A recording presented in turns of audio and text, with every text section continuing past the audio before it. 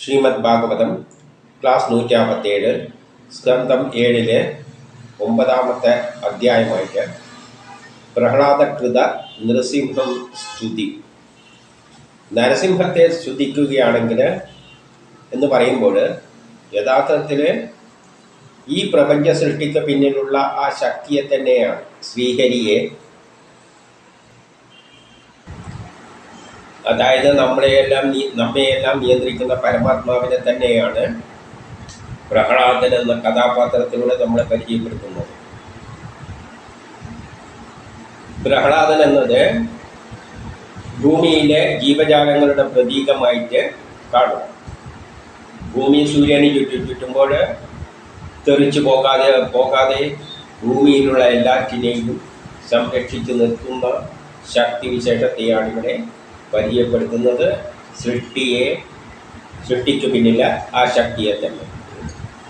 അപ്പോൾ ഒന്നിൽ പറയുകയാണ്, ഇങ്ങനെ ബ്രഹ്മാമുതലായ എല്ലാം കോപം കൊണ്ടുള്ള ആവേശത്തോടുകൂടി സ്ഥിതി ചെയ്യുന്ന നൃസിംഹനെ സമീപിക്കാൻ ശക്തരായില്ല.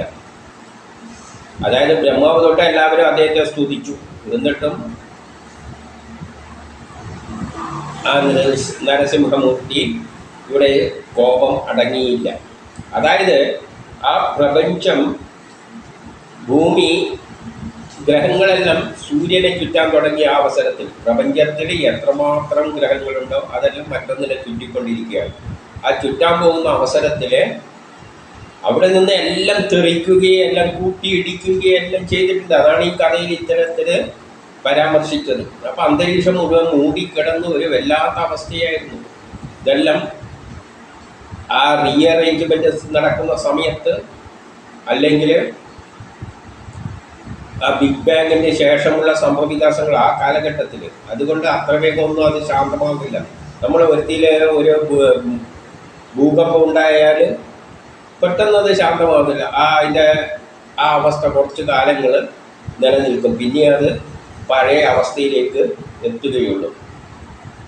അതുകൊണ്ട് ബ്രഹ്മാവാണല്ലോ സൃഷ്ടിക്ക് പിന്നിലുള്ള എല്ലാ ശക്തികളെയും അവിടെ സ്തുതിക്കുന്നതായിട്ട് വിവരിച്ചു. അവരൊന്നും സ്തുതിച്ചിട്ടൊന്നും അടങ്ങിയില്ല. പിന്നെ 2 ലക്ഷ്മി ദേവ പോലും താൻ മുമ്പ് കണ്ടിട്ടില്ലാത്ത ആ കോപത്തെ ദർശിച്ചപ്പോൾ, ലക്ഷ്മി എന്ന് പറഞ്ഞാൽ ദ്വയം, ആ പുരുഷന്റെ ദ്വയം അല്ലെങ്കിൽ പ്രകൃതി പോലും നടുങ്ങിയിരിക്കുകയാണ്. ഇങ്ങനത്തെ ഒരവസ്ഥ ഇതിനു മുമ്പിൽ കണ്ടിട്ടില്ല. അതുകൊണ്ട് അടുത്ത് ചെല്ലുവാൻ ശങ്കയാൽ അടുത്ത് ചെന്നില്ല.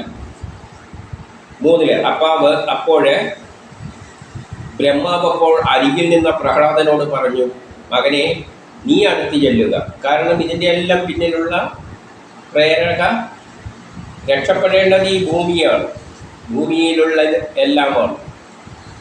ഭൂമിക്ക് വേണ്ടിയിട്ടാണ് ഈ ഒരു അവസ്ഥയുണ്ടായിരിക്കുന്നത്. ആ ശക്തിവിശേഷം ഭൂമിയെ പ്രൊട്ടക്റ്റ് ചെയ്യാനാണ്. അല്ലെങ്കിൽ ഭൂമി ചുറ്റുമ്പോൾ എല്ലാം തെറിച്ചു പോകുമായിരുന്നു, മലകളും വെള്ളവും എല്ലാം തെറിച്ചു പോകുമായിരുന്നു. അതിനെ, ഭൂമിയെ പ്രൊട്ടക്റ്റ് ചെയ്യാൻ വേണ്ടിയിട്ടാണ് ഇത് കോപം, ഈ ഒരു അവസ്ഥയുണ്ടായത്. അപ്പോൾ ഭൂമിയെ പറഞ്ഞു കഴിഞ്ഞാൽ ക്ഷമിക്കും. ഭൂമിയിലുള്ള പ്രഹ്ലാദൻ പറഞ്ഞു കഴിഞ്ഞാൽ ക്ഷമിക്കും. പ്രഹ്ലാദനോട് പറയുകയാണ്, നീ തന്നെ അടുത്ത് എന്ന് നിൻ്റെ അച്ഛൻ്റെ നേർക്ക് കോപം ജ്വലിച്ചിരിക്കുന്നത്, നിൻ്റെ അച്ഛൻ്റെ നേർക്കാണ് കോപം ജ്വലിച്ചിരിക്കുന്നത്. അതുകൊണ്ട് ആ പ്രഹ്ലാദനോട് എന്ത് പറഞ്ഞു, നീ തന്നെ പോയിട്ട് ആ പ്രഭുവെ സമാധാനിപ്പിക്കുക. 4 ഭഗവാൻ ഭക്തിയിൽ അഗ്രഗണ്യനായ പ്രഹ്ലാദൻ. അപ്പോൾ ഭഗവാന് ഏറ്റവും ഭക്തിയുള്ള പ്രിയനായ വ്യക്തിയായിട്ടാണ് കഥാപാത്രത്തിൽ ചിത്രീകരിക്കുക. അപ്പോൾ അങ്ങനെയുള്ള അദ്ദേഹം അത് സമ്മതിച്ചുകൊണ്ട് അടുത്ത സാവധാനം ചെന്നിട്ട് ദണ്ഡ നമസ്കാരം ചെയ്തു, ഭൂമിയിൽ നമസ്കരിച്ചു. അപ്പോൾ 5 തൻ്റെ കാലിൽ വീണ് കിടക്കുന്ന ബാലനെ കണ്ട് കരുണയാൽ ആർത്തനായി തീർന്ന ഭഗവാൻ അവനെ പിടിച്ചെഴുന്നേൽപ്പിച്ചു.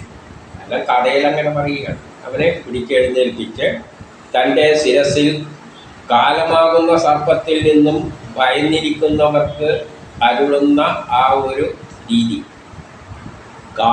കാലത്തിലൂടെ നമ്മൾ പോകുമ്പോൾ നമ്മൾ പല കഷ്ടപ്പാടുകളും ഉണ്ടാകുന്നുണ്ട്.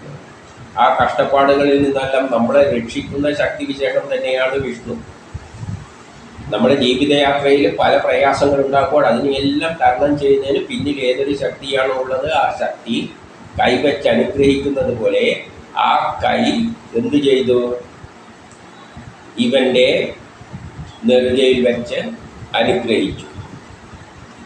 എൻ്റെ 6 ഭഗവാനിൽ ഉറച്ച ദൃഷ്ടിയോടും ഹൃദയത്തോടും കൂടിയ പ്രഹ്ലാദൻ്റെ പ്രത്യേകത എന്താണ്? അവൻ്റെ ദൃഷ്ടിയെല്ലാം ഭഗവാനിലാണ്, ഹൃദയമെല്ലാം. പ്രേമഭക്തിയായി ഇടറുന്ന കണ്ണത്തോടുകൂടി സ്തുതിച്ചു. പിന്നെ സ്തുതിക്കുന്നതായിട്ടാണ് പറയുന്നത്. 7 പറയാണ്, സത്വഗുണത്തിൽ കേന്ദ്രീകരിച്ച ബുദ്ധിയോടുകൂടിയ ബ്രഹ്മാവും ദേവന്മാരുമടക്കം വിജ്ഞാനികളായ യാതൊരുവർക്ക് അങ്ങയെ പ്രസാദിപ്പിക്കുവാൻ ഇതുവരെ സാധിച്ചില്ലയോ? ബ്രഹ്മാവ് തൊട്ട് ബാക്കിയുള്ള എല്ലാം സത്വഗുണത്തിന് അധിഷ്ഠിതമായിട്ടുള്ളവരാണ്. അവരെല്ലാം ശാന്തപ്രകൃതിയുള്ളവരാണ്. അവരെല്ലാം സ്തുതിച്ചിട്ട് അങ്ങ് ശാന്തരായില്ല, അവർക്കൊന്നും അതിന് സാധിച്ചില്ല. അങ്ങനെയുള്ള ഞാൻ എങ്ങനെയാണ് അങ്ങയെ പ്രസാദിപ്പിക്കുവാൻ യോഗ്യനാണോ എന്ന് ചോദിച്ചുകൊണ്ടാണ് അദ്ദേഹം സ്തുതിക്കുന്നത്. പ്രഹ്ലാദൻ ചോദിക്കുകയാണ്, ഇവരൊന്നും വിചാരിച്ചിട്ട് ശാന്തനാ, പിന്നെ ഞാൻ പറഞ്ഞാൽ എനിക്കതിനുള്ള യോഗ്യതയുണ്ടോ സ്തുതിക്കുവാൻ? 8 അദ്ദേഹം തന്നെ പ്രഹ്ലാദൻ തന്നെ പറയുകയാണ്, ധനം, സൗന്ദര്യം, തപസ്, പ്രഭാവം, ബുദ്ധി, ശരീരം, യോഗവിദ്യ, ഇങ്ങനെ യോഗവിദ്യ എന്തെടുത്തു കഴിഞ്ഞാലും എന്നിവയൊന്നും പുരുഷൻ്റെ എന്ന് പറഞ്ഞാൽ ഇവിടെ പരമാത്മാവിൻ്റെ അല്ലെങ്കിൽ നരസിംഹൻ്റെ പ്രീണനക്ക് ഉതകുന്നതല്ല. അദ്ദേഹത്തെ പ്രീണിപ്പിക്കുവാൻ ബുദ്ധിയും വലിയ സ്ഥാനമാനങ്ങളൊന്നും ഉണ്ടായതൊന്നും ഒരു കാര്യമില്ല. ബ്രഹ്മാവ് ഇവരെല്ലാം എല്ലാം തികഞ്ഞവരാണ്, അവർക്കൊന്നും സാധിക്കാത്തില്ല. കാരണം കേവല ഭക്തി മാത്രം കൊണ്ട് ഭഗവാൻ സന്തുഷ്ടനാകുത്തിയിരുന്നു. അപ്പം അദ്ദേഹത്തിനോടുള്ള ഭക്തിയുള്ളവർക്ക് മാത്രമേ അത് സാധിക്കുകയുള്ളൂ. എന്താണ് ഭക്തി? അദ്ദേഹത്തെ മാത്രം ചിന്തിച്ചുകൊണ്ടിരിക്കുന്നു. ബ്രഹ്മാവിനൊന്നും അതിനുള്ള നേരമൊന്നുമില്ല. ബ്രഹ്മാവിനെ സൃഷ്ടി നടത്തേണ്ട കാര്യമുണ്ട്, ബാക്കിയുള്ള എല്ലാം ചെയ്യാനുള്ള കാര്യമുണ്ട്. ബാക്കി എല്ലാവരും ഓരോ കർമ്മങ്ങളിൽ മുഴുകിയിരിക്കുകയാണ്. ഏത് സമയവും ഈ സൃഷ്ടികർത്ത നമ്മളൊന്ന് അതിനെ ചിന്തിച്ചിട്ടൊന്നും അല്ല നിൽക്കുന്നത്. നമ്മളെപ്പോഴും അവരവരുടെ കാര്യം നോക്കി നടക്കുകയാണ്. അല്ലാതെ അതിനെ ഏത് സമയം ചിന്തിച്ചുകൊണ്ടിരിക്കുക, അതിനെ ഏത് സമയം ചിന്തിച്ചുകൊണ്ടിരിക്കാൻ ആ പ്രപഞ്ചഭേദിൽ ഇവിടെ വിഷ്ണു എന്ന് പറയുന്നത് ഈ വിഷ്ണുവായിട്ടും കാണരുത്, ശ്രീഹരിയായിട്ട് കാണണം. അപ്പോൾ അതാക്കേ പറ്റുള്ളൂ. ഈ പ്രപഞ്ചത്തെ ത്യജിച്ചിട്ട് അതിൽ മാത്രം അങ്ങനെയുള്ളൊരു ശക്തി വിശേഷമാണ് ഭൂമിയിലെ പ്രഹ്ലാദൻ. അതേ ഏത് സമയം അതിന് ചിന്തിച്ചുകൊണ്ടിരിക്കുകയാണ്. പിന്നെ നമുക്കെല്ലാം അതൊന്നുമല്ല, നമുക്ക് വേറെ വല്ല പണിയും തന്നിട്ടുണ്ട്, നമ്മൾ സ്വയം ഉണ്ടാക്കിയെടുക്കുന്നതല്ല. നമുക്കെല്ലാം ഓരോ പണി കൊടുത്തിട്ടുണ്ട്, ബ്രഹ്മാവിന് ഓരോ പണി കൊടുത്തിട്ടുണ്ട്. പോയി രാവിലെ വൈകുന്നേരം ഉറങ്ങാതെ പോയി സൃഷ്ടിക്കുമെന്ന് പറഞ്ഞ് വിട്ടിരിക്കുകയാണ്. അപ്പോൾ അവർക്കൊന്നും അതിന് നേരമില്ല. ഏത് സമയം ഇരിക്കാൻ ആർക്കേ പറ്റൂ? ഇത് ത്യജിച്ച പ്രഹ്ലാദനെ പോലെയുള്ളവർക്കേ പറ്റൂ. അത് മാത്രമേ എന്തുള്ളൂ, ബ്രഹ്മസാക്ഷാത്കാരത്തിന് വഴിയുള്ളൂ. അപ്പം ഈശ്വരനെ പ്രാപിക്കണ്ടെങ്കിൽ ഈ കുറേ ജോലിയെല്ലാം ചെയ്തിട്ട് ഇടയ്ക്കൊരു വിളക്കും കത്തിച്ചിട്ട് പ്രാർത്ഥിച്ചുകൊണ്ട് ഒരു കാര്യമില്ല. ഏത് സമയം മനസ്സ് ചിന്തി ആ ശരീരം അതിൻ്റെ നേർക്കായാൽ മാത്രം, അതിന് ഈ കുടുംബമെല്ലാം ഉപേക്ഷിച്ചിട്ട് മനസ്സതിൽ മാത്രമാക്കിയിട്ട് പോകണം. എങ്കിലേ ഇതിനെക്കൊണ്ട് കാര്യമുള്ളൂ. അല്ലാതെ ഇടയ്ക്ക് വിളക്കും കത്തിച്ചിട്ട് രാമയുടെ അടുക്കളയിൽ മറ്റേ അടുക്കി പിടിക്കുന്നുണ്ടോ എന്ന് നോക്കുന്നൊന്നും പറഞ്ഞോക്കുന്നു ഭക്തി കിട്ടാൻ പോയി ഒരു കാര്യമില്ല. വെറുതെ സമയം വേസ്റ്റ്. എൻ്റെ 10 പറയുകയാണ്, 26 ഗുണങ്ങളോടുകൂടി, 26 എന്ന് പറഞ്ഞാൽ 12 ഗുണങ്ങളോട് കൂടിയാലും ബ്രാഹ്മണനായാലും 26 ഗുണങ്ങളോട് കൂടിയ ഏതവരവനായാലും ബ്രാഹ്മണനായാലും മനസ്സും വാക്കും കർമ്മവും നിന്തിരുവടിയിൽ അർപ്പിച്ച ചണ്ടാളനെയാണ് ശ്രേഷ്ഠനായിട്ട് ഞാൻ കാണുന്നത്. ഇപ്പം ബ്രാഹ്മണനായിക്കോട്ടെ, ബാക്കി എന്ത് എല്ലാ ഗുണങ്ങളും തികഞ്ഞവനായിക്കോട്ടെ, അവരൊന്നും ശ്രേഷ്ഠരാകില്ല. അതേസമയം ഒരു ചണ്ടാളൻ അവൻ്റെ മനസ്സും വാക്കും പ്രവൃത്തിയും എല്ലാം അതിനുവേണ്ടി അർപ്പിക്കുകയാണെങ്കിൽ അവനാണ് ശ്രേഷ്ഠൻ. അതിലേരി ഞാനാണ് ശ്രേഷ്ഠൻ എന്ന് പ്രഹ്ലാദൻ സ്വയം പറയുകയാണ്. ഞാൻ എൻ്റെ മനസ്സ് എപ്പോൾ അങ്ങേ മാത്രം വേറെ ഒന്നും ചെയ്യുന്നില്ല, എതിർക്കാൻ പോലും നിൽക്കുന്നില്ല. ഹിരണ്യകശിപു എന്തെല്ലോ ദ്രോഹം ചെയ്തോ ഞാൻ ആരെയും വിചാരിച്ചിരിക്കുകയാണ്. അങ്ങനെ നിൽക്കുന്ന ആർക്കും മാത്രമേ ഈ പ്രപഞ്ചത്തിൽ ആ പ്രഹ്ലാദൻ പറയുന്നുണ്ട്, ഈ ശരീരം മരിക്കുന്നുള്ളൂ. ഞാൻ ആത്മാവാണ്, ആത്മാവ് മരിക്കില്ല, ശരീരം മരിക്കുള്ളൂ. അപ്പോൾ എന്നെ കൊന്നുമ്പത്തെടുത്ത് താഴെ ഇട്ടാലും വേണ്ടിയില്ല, എൻ്റെ ശരീരമാണ് നശിക്കുന്നത്, ഞാൻ ആത്മാവാണ്. ഈ ചിന്തയുള്ളവനെ ബ്രഹ്മസാക്ഷാരം കിട്ടുകയുള്ളൂ. എല്ലാവരും ചുമ്മാ എന്തെങ്കിലും ഇരുന്നിട്ട് ദേവാദേവ എന്ന് വിളിച്ചുകൊണ്ടിരുന്നുകൊണ്ട് ഒരു കാര്യമില്ല. ഈശ്വര ഈശ്വര എന്ന് വിളിച്ചിട്ട് ഒരു കാര്യമില്ല. അവരവരുടെ കുടുംബകാര്യവും നോക്കിയിട്ട് അതിൻ്റെ ഇടയ്ക്ക് വിളിച്ചുകൊണ്ടൊന്നും കാര്യമില്ല. എല്ലാ സമയം ഇരുന്നിട്ട് മനസ്സർപ്പിച്ചാൽ പ്രസാദിക്കും. അപ്പം ചണ്ടാളനാണ് അതിലും ശ്രേഷ്ഠം. ഞാൻ കാണുന്ന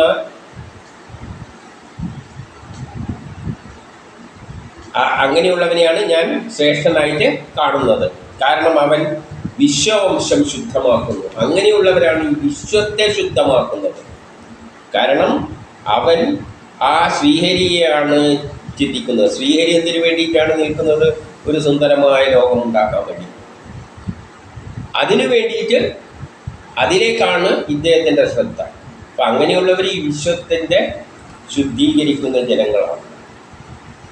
എന്നാൽ വലിയ പെരുമയിൽ ഊറ്റം കൊള്ളുന്നവർ തന്നെ ശുദ്ധമാക്കുന്നില്ല. എന്നാലും ഞാൻ വലിയവനാണ്, മറ്റേയാണ്, ഇന്ന പൊസിഷനാണ് എന്ന് പറയുന്നവരൊന്നും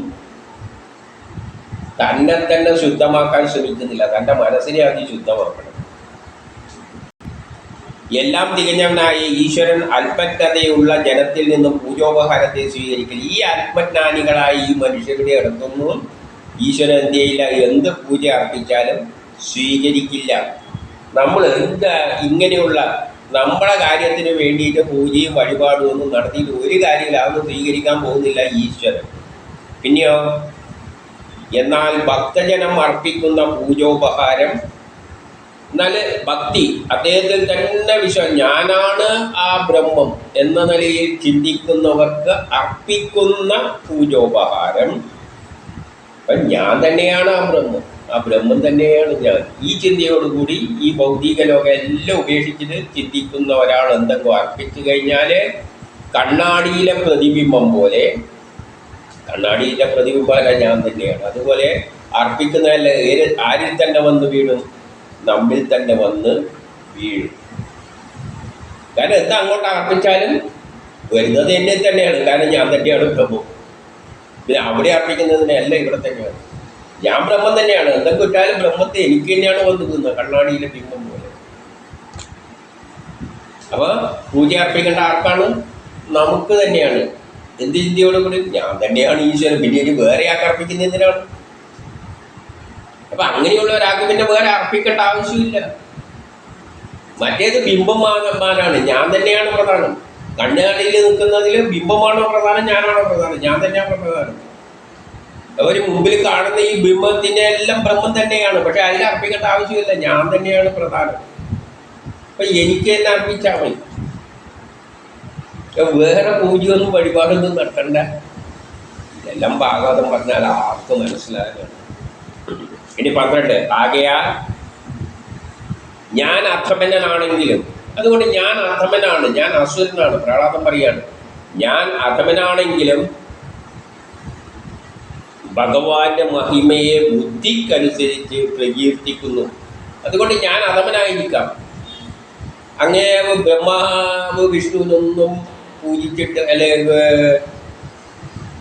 സ്തുതിച്ചിട്ട് ശാന്തമായില്ല. ഞാൻ വിചാരിച്ചാൽ പറ്റുമെന്നാണ് ചോദിച്ചത്. ഞാൻ അധമനായിരിക്കാം, എങ്കിലും എൻ്റെ ബുദ്ധിക്കനുസരിച്ച് ഞാൻ എന്ത് ചെയ്യാണ്, അങ്ങേ പ്രവർത്തിക്കാൻ പോവുകയാണ്. അതുവഴി ജനന മരണ സംസാര ചക്രത്തിൽ അകപ്പെട്ട ജീവൻ തൽക്ഷണം ശുദ്ധമാണ്. അതോടുകൂടി ഞാൻ ശുദ്ധമായി തീരും. എനിക്ക് ശുദ്ധമാകാൻ വേറെ ആളെ സഹായിച്ചില്ല. കാരണം ഞാൻ തന്നെയാണ് ബ്രഹ്മം. ഇനി 13 പറയുകയാണ്, ഭയന്നുകൊണ്ടിരിക്കുന്ന ഈ ബ്രഹ്മാവടക്കമുള്ള ദേവകളെല്ലാം ഇന്ദ്രവരുടെ ആജ്ഞാനുവർത്തികളാണ്. ഈ ദേവന്മാരെല്ലാം അദ്ദേഹം പറയുന്നത് കേട്ടിട്ട് അതേമാതിരി പ്രവൃത്തി ചെയ്യുന്ന ആൾക്കാരാണ്. ജോലിക്കാർക്ക് സമാനമാണ് ആജ്ഞാനുവർത്തികൾ. ആജ്ഞയനുസരിച്ച് പ്രവർത്തിക്കുന്നവർ. ബ്രഹ്മാവോട് പറഞ്ഞ നീ പോയിട്ട് രാവിലെ തൊട്ട് വൈകുന്നേരം വരെ സൃഷ്ടിക്കുവാണ്, ബ്രഹ്മാവതി ചെയ്തുകൊണ്ടിരിക്കുന്നത് പറയുന്നത് കേൾക്കുന്ന. പക്ഷേ ഞങ്ങൾ അസുരന്മാർ അതേപോലെയല്ല എന്നാണ് പറയുന്നത്. അസുരന്മാർ ഇതിനെല്ലാം പാരവെക്കുന്ന പാർട്ടികളാണ്. നമ്മളതിലൊന്നും പെടില്ല. ബാക്കി ഈ ദേവന്മാരെല്ലാം അങ്ങേര് പറഞ്ഞാൽ കേൾക്കുന്ന അങ്ങേരെ ജോലിക്കാർക്ക് സമാനമാണ്. പക്ഷെ നമ്മളങ്ങനെയല്ല. അസുരന്മാർ അങ്ങേര് പറയുന്നതിന് നേരെ ഇതിന് റിയാക്ഷനാണ്. അവരെല്ലാം ആക്ഷനാണ്. ഈശ്വരൻ എന്താണോ പറയുന്നത് അതിനനുസരിച്ച് പ്രവർത്തിക്കുന്നവരാണ്, ആക്ഷനാണ്. ഇതതിൻ്റെ പ്രതിപ്രവർത്തനമാണ്, റിയാക്ഷനാണ്. ഞങ്ങൾ അങ്ങനെയുള്ളവരല്ല. അദ്ദേഹത്തിൻ്റെ അവതാരം എന്തിനു വേണ്ടിയിട്ടാണ്? ഈ ലോകത്തിൻ്റെ നന്മ ഉദ്ദേശിച്ച് തന്നെയാണ് അദ്ദേഹം അവതാരം എടുത്തിരിക്കുന്നത്. അപ്പം പാര വെക്കുന്നവരെ ഇല്ലാതാക്കേണ്ട ഉദ്ദേശം ജോലി അദ്ദേഹത്തിന് തന്നെയാണ്. അതിനാൽ കോപത്തെ അടക്കിയാലും അങ്ങ് ചെയ്തത് നമുക്ക് എതിർപ്പൊന്നും തോന്നുന്നില്ല. കാരണം ആക്ഷൻ ഉണ്ടെങ്കിൽ റിയാക്ഷൻ ഉണ്ട്. അതുകൊണ്ട് റിയാക്ഷൻ ആക്ഷനോട് പേടിയൊന്നുമില്ല. അതതിൻ്റെ ഭാഗമാണ്. എതിർപ്പുണ്ടെങ്കിൽ ഒന്ന് ചെയ്യുമ്പോൾ അതിന് എതിർപ്പുണ്ടാവും, പാരലൈറ്റ് വരും. അപ്പോൾ ആ പാരലൈറ്റ് വരുന്നതിനെ വിഷ്ണു എന്ത് ചെയ്യും? എടുത്ത് ദൂരക്കളയും. അതെല്ലാം ഓട്ടോമാറ്റിക്കായിട്ട് അങ്ങനെ നടക്കുകയാണ്. അതിനാൽ കോപത്തെ അടക്കിയാലും വിഷ്ണു വന്നിട്ട് കൊന്നതും അതിൻ്റെ ഭാഗമാണ്. എതിർക്കുന്നവർ ലോക പുരോഗതിക്ക് തടസ്സമായി നിന്നു, എതിർത്തു. അതൊരു ജോലി മാത്രമാണ്. ജോലി ചെയ്ത് കഴിഞ്ഞിട്ട് പിന്നെ ഇങ്ങനെ ദേഷ്യം പിടിച്ച് നടക്കേണ്ട കാര്യം എന്താണ്? അതിനാൽ കോപത്തെ അടക്കിയാലും, അതുകൊണ്ട് കോപത്തെ അടക്കം നിങ്ങൾ പറഞ്ഞിട്ട് നിങ്ങൾ പറഞ്ഞതിനെ ധിക്കരിക്കാനാണ് നമ്മളെ ജോലി, അസുരന്മാരുടെ. അത് ജോലിയാണ്. റിയാക്ഷൻ ഉണ്ടാക്കിയിട്ട് എല്ലാം സ്വയമായിട്ടാണ് ഉണ്ടാക്കി വെച്ചിരിക്കുന്നത്. അപ്പം പിന്നെ കുറ്റം പറഞ്ഞിട്ട് വല്ല കാര്യമുണ്ടോ? ആ എതിർക്കുന്നതിനെ ഇല്ലാതാക്കേണ്ടതും ദേവന്മാരുടെ ജോലിയാണ്. നിങ്ങളത് ഇല്ലാതാക്കി. പിന്നെ ഇവിടെ കിടന്നിട്ട് കോപത്തെ അടക്കിയാലും അസുരൻ നീതിയോടിയാൽ വധിക്കപ്പെട്ട് അസുരൻ ചത്ത് കഴിഞ്ഞ്, എതിർക്കുന്നവര് കക്ഷി ഉണ്ടായിരുന്നു ലോക പുരോഗതിക്കെതിരായിട്ട്, അത് ചത്ത് കഴിഞ്ഞ്. ഇനിയിപ്പോൾ പോയിട്ടിരിക്കുന്നത് ഇതാണ്.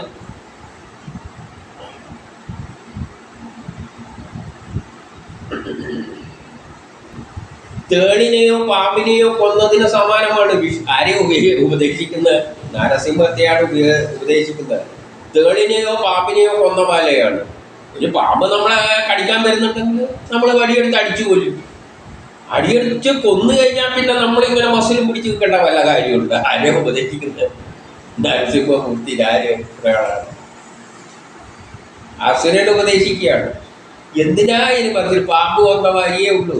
പാമ്പ കൊന്നു കഴിഞ്ഞാൽ പിന്നെയും ദേഷ്യം തീർത്തിട്ട് എല്ലായിടത്തും ഇങ്ങനെ കറങ്ങി കിടക്കും? ഇല്ല. പിന്നെ നല്ല സമാധാനമാണ്, സന്തോഷിച്ചിട്ട് രസിക്കുകയാണ് ചെയ്യുക. ഇതെന്തിനെ ഇങ്ങനെ മസിലും പിടിച്ചിരിക്കുന്നതെന്നാണ് ചോദിക്കുന്നത്. ഇതിൽ ഏത് ഹൃദയാലയവും ഇതിൽ സന്തോഷിക്കുകയേ ചെയ്യുന്നുള്ളൂ. അതുകൊണ്ട് ഇവിടെ നിൽക്കുന്ന എല്ലാവർക്കും എന്താണ് ഇതിൽ സന്തോഷമാവുന്നത്? പിന്നെ എന്തിനാണ് ദേഷ്യം പിടിച്ച് നിൽക്കുന്നത്? പ്രഹ്ലാദൻ ചോദിക്കുന്ന സത്യങ്ങളാണ്. ഓരോ മനുഷ്യരോട് ചെയ്യേണ്ട ധർമ്മം ചെയ്യുകയാണ്. ഓരോ ആളെയും സൃഷ്ടിക്കുക, അതിൻ്റെ ശേഷം പിന്നെ അതിൻ്റെ നേരെ കോപമൊന്നും വെച്ച് നടന്നിട്ട് കാര്യമില്ല. ഒരാളെ ഒരു ശത്രു തന്നെയാണ് കൊന്നതിൻ്റെ ശേഷം മുഖത്ത് നോക്കി അവിടെയും നോക്കിയിട്ട് തെറി പറയും തുപ്പിയെല്ലാം ചെയ്യുന്നതിൽ അർത്ഥമുണ്ടോ? ഒരർത്ഥമില്ല. പിന്നെ ശാന്ത അതിനെ ചത്തു കഴിഞ്ഞാൽ അതും കഴിഞ്ഞു. ഒരു പാമ്പിനെ കൊന്ന മാതിരിയുള്ളൂ, കഴിഞ്ഞു. ലോകവാസികൾ മനസ്സുഖം നേടിയിട്ട് ഈ കോപശമനം പ്രതീക്ഷിക്കുന്നു. ലോകവാസികൾക്കെല്ലാം വേണ്ട സുഖം കിട്ടി. ഇനി അവർ പ്രതീക്ഷിക്കുന്ന ഈ കോപം അടക്കിയിരിക്കുകയാണ്. ഇനി ആ കോപവും വെച്ചിട്ട് ഉള്ളിലെല്ലാം നശിപ്പിച്ചിട്ട് അതിലർത്ഥമൊന്നുമില്ല. അതുകൊണ്ട് ജനത്തിൻ്റെ ഭയമകലാൻ ഈ രൂപത്തെ ധ്യാനിച്ചു കൊള്ളും. അതുകൊണ്ട് ഒരു കാര്യം ചെയ്യാം, മനുഷ്യർക്ക് എപ്പോഴെങ്കിലും ഭയം വരുമ്പോൾ നമ്മൾ ഈ രൂപം ഒന്ന് ധ്യാനിച്ചു കൊള്ളാം. അപ്പം നമ്മളോടുള്ള ഉപദേശമാണ്, എപ്പോഴും ഭയം വരുന്നുണ്ടെങ്കിൽ ഇങ്ങനെ ഒരു രൂപമുണ്ട്, അത് വന്ന് രക്ഷിച്ചോളും എന്നുള്ളൊരു വിശ്വാസത്തിൽ തന്നെ മുന്നോട്ടേക്ക് പോയിക്കൊണ്ട്. 15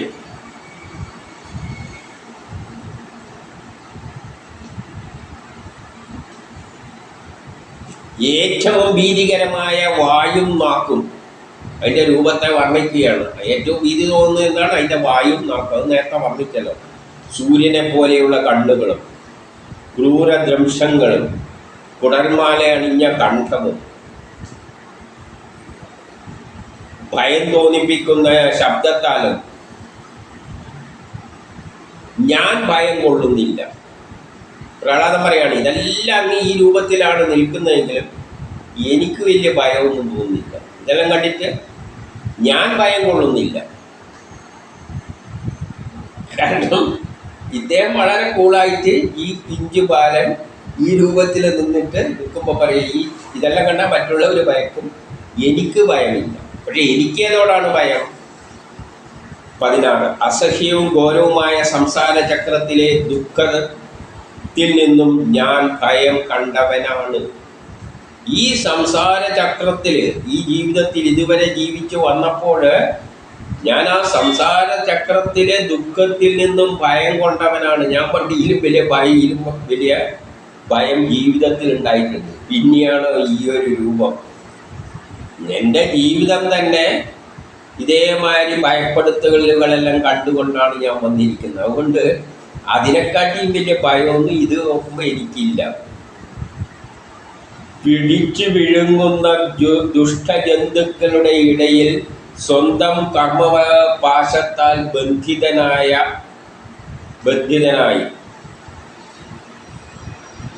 അപ്പോൾ പിടിച്ചു തിന്നാൻ വേണ്ടി നിൽക്കുന്ന മൃഗങ്ങളെ പോലെ. കാരണം ഈ പ്രഹ്ലാദനെ എന്തെല്ലാം ദ്രോഹം ചെയ്ത് ഈ ജീവിതമാകുന്ന നമ്മുടെ കാര്യം പറയാണ്. നമ്മൾ തന്നെ ജീവിതത്തിൽ എന്തെല്ലാം ഭയപ്പാടുകളിലൂടെയാണ് കടന്നു പോകുന്നത്. അതെല്ലാം കടന്നുപോയവർക്ക് ഇങ്ങനെയൊരു രൂപം കണ്ടാൽ ഭയം തോന്നേണ്ട കാര്യമില്ല.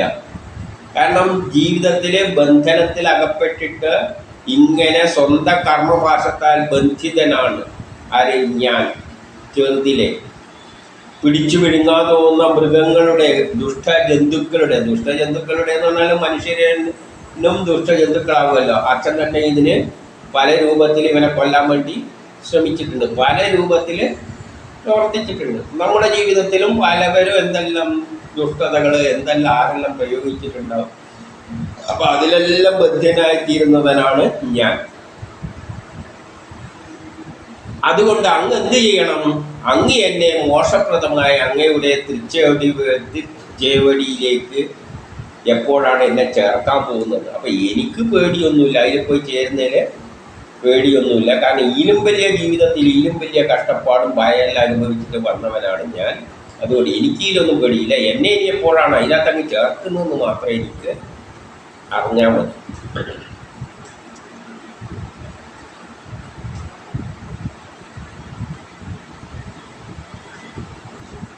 പിന്നെ 17 പറയുകയാണ്, ഈ സംസാര ചക്ര പതനം മൂലം, ഈ സംസാരമാകുന്ന ജീവചക്രത്തില് നമ്മുടെ കാര്യം തന്നെയാണ് പറയുന്നത്. ഈ ജീവചക്രത്തില് ഇഷ്ടം വന്നണയാതെ നമുക്ക് ഇഷ്ടപ്പെട്ട ഒന്നും ഒരിക്കലും വരാൻ പോകുന്നില്ല. നമ്മളെന്താണോ ആഗ്രഹിക്കുന്നത് അത് വന്നണയില്ല. അനിഷ്ടം വന്നു ചേരും. നമ്മൾ എന്താണോ പേടിക്കുന്നത് അതാണ് എപ്പോഴും നമ്മുടെ മുമ്പിൽ തുറിച്ചുകൊണ്ട് മുമ്പോട്ട് വരിക. അനുഭവിക്കുന്ന ദുഃഖത്തിൻ്റെ തീരാക്കളത്തിൽ എല്ലാ ജീവജാലങ്ങളും പോലെ ഞാനും വട്ടം കറങ്ങുകയാണ്. ഈ ജീവിതത്തിൽ നമ്മളെപ്പറ്റി തന്നെയാണ് പറയുന്നത്. എന്തെങ്കിലും ആഗ്രഹിക്കുന്നുണ്ട് അതൊന്നും ഒരിക്കലും വരാൻ പോകുന്നില്ല. പ്രതീക്ഷിച്ചിരിക്കുകയും ചെയ്യും. എന്തൊന്ന് വരാൻ പാടില്ലാതെയുണ്ടോ അതെല്ലാം ചാടിപ്പിടിച്ച് നമ്മളെ മുമ്പിൽ വന്നുകൊണ്ടേ ഇരിക്കും. എന്താണോ നമ്മൾ വരലേ എന്ന് ആലോചിക്കുന്നത് അത് തന്നെയാണ് ആ മുമ്പ് കയറി വരിക. അങ്ങനെ ദുഃഖത്തിൻ്റെ തീരാക്കളത്തിൽ എല്ലാ ജീവജാലങ്ങളും പോലെ ഞാനും വട്ടം കറങ്ങുകയാണ്. അപ്പം ഇത്രയും കഷ്ടപ്പെട്ടിട്ടാണ് ഇരിക്കുന്ന ആര്? പ്രഹ്ലാദൻ. അപ്പോഴാണ് ഈ രൂപവും കൊണ്ടിട്ട് ഇങ്ങനെ മുമ്പിൽ നിൽക്കുന്നത്. ഇത് നിന്നിട്ട് ഒരു കാര്യമില്ല, എനിക്ക് ഒന്നുമില്ല.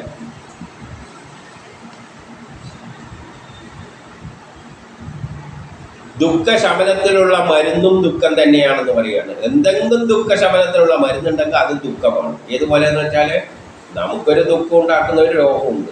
അതിന് ഡോക്ടർ പറയുകയാണ് ഈ മരുന്ന് കുടിക്കണം. ഈ മരുന്ന് എന്ന് പറയുന്നത് എന്താണ്? അതിനെക്കാട്ടി ദുഃഖം ഉണ്ടാക്കുന്നതാണ്. ഓപ്പറേഷൻ ആയിരിക്കും. എന്തോ ഉള്ളിലൊരു ചെറിയ കുരുവുണ്ട്, അതൊരു വലിയ പ്രശ്നം തന്നെയാണ്. ഡോക്ടർ പറയും അങ്ങോട്ട് അതിനെ വലിയ കീറിയിട്ട് ഓപ്പറേറ്റ് ചെയ്തെടുക്കണം, അത് അതിനെക്കാട്ടിയും ദുഃഖമാണ്. അപ്പം ദുഃഖത്തിനുള്ള മരുന്നും ദുഃഖം തന്നെയാണ് ഈ ലോകത്തിൽ. അതിനാൽ ശരിയായ ദുഃഖശമനത്തിനുള്ള മാർഗം അന്ന് ഉപദേശിച്ചു തന്നാണ്. അതുകൊണ്ട് ശരിക്കുള്ള ദുഃഖത്തിനുള്ള ശമനത്തിനുള്ള മാർഗം എന്താണോ അതങ്ങ് ഉപദേശിച്ചു തരിക. അതുകൊണ്ട് പാട്ടിൽ പറയുകയാണ്, അങ്ങനെയുള്ള ഞാൻ നിന്തിരുവടിയുടെ ബ്രഹ്മാവിനാൽ ഗാനം ചെയ്യപ്പെട്ട ലീലാചരിതങ്ങളെ നിരന്തരം പ്രകീർത്തിച്ചുകൊണ്ടും. അപ്പം ഞാനെന്താണ് ചെയ്യുന്നത്? ബ്രഹ്മാവിൽ നിന്നാണല്ലോ വേദങ്ങളെല്ലാം വന്നത്.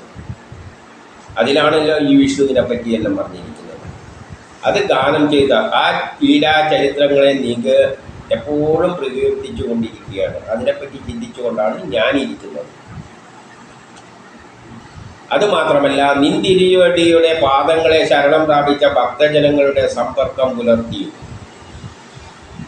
അപ്പം നമ്മൾ എങ്ങനെയാണ് വേണ്ടത്? ഈശ്വരനെ പ്രാപിക്കേണ്ടി ഒറ്റേ വഴിയുള്ളൂ. എപ്പോഴും അതിനെ പറ്റി തന്നെ കേട്ട് ചിന്തിച്ചുകൊണ്ട് എവിടെയും പോയിരിക്കുക. ഇതേ ചിന്താഗതിയിൽ നിൽക്കുന്ന ആൾക്കാരുമായിട്ട് മാത്രം കൂട്ടുകൂടുക. അങ്ങനെയുള്ളവരെ മാത്രം കണ്ടെത്തി കൂട്ടുകൊണ്ടുള്ളൂ, ബാക്കിയുള്ളവരോടൊന്നും കൂട്ടുകൂടുക. എന്നിട്ട് രാഗദോഷാദികളിൽ നിന്നും മുക്തനായും അങ്ങനെ രാഗങ്ങളിൽ നിന്നെല്ലാം വിട്ടിട്ട് അനായാസേന സംസാര ക്ലേശത്തിൽ നിന്ന് മുക്തനാകുന്നുണ്ട്. അങ്ങനെ നടന്നുകൊണ്ട് ഞാൻ തന്നെ സംസാര ക്ലേശത്തിൽ നിന്നെല്ലാം മുക്തനാകുന്നുണ്ട്. എനിക്ക് വേറെ അത്തരം സഹായങ്ങളൊന്നും വേണ്ട. അവൻ തന്നെ പറഞ്ഞു കൊടുക്കുകയാണ്, ഇങ്ങനെയെല്ലാം ജീവിച്ചു കഴിഞ്ഞാൽ എനിക്കെന്ത് ചെയ്യാം? ഈ സംസാരത്തിൻ്റെ ദുഃഖങ്ങളിൽ നിന്ന് മോചനം നേടും. എന്ത് ചെയ്താൽ മതി? ഈ സംസാരത്തെ അങ്ങ് കളയണം. ഭാര്യയും വേണ്ട, മക്കളും വേണ്ട, അച്ഛനും വേണ്ട, ഒന്നും വേണ്ട. അച്ഛനെയെല്ലാം കളഞ്ഞിട്ടുണ്ട്, എന്നാലും അവർ കടപ്പാടിൻ്റെ പേരിൽ ബഹുമാനം കൊടുക്കുന്നുണ്ട്. ആ ചിന്തയൊന്നും ഇല്ലാതെ അങ്ങനെ ഇതിനെ തന്നെ ചിന്തിച്ചങ്ങ് ഇരുന്ന് കഴിഞ്ഞാൽ പിന്നെ എന്ത് ദുഃഖമാണ് ഉള്ളത് ഉണ്ടാക്കാൻ പോകുന്നത്? ഞാനതങ്ങ് നേടിക്കൊള്ളാം.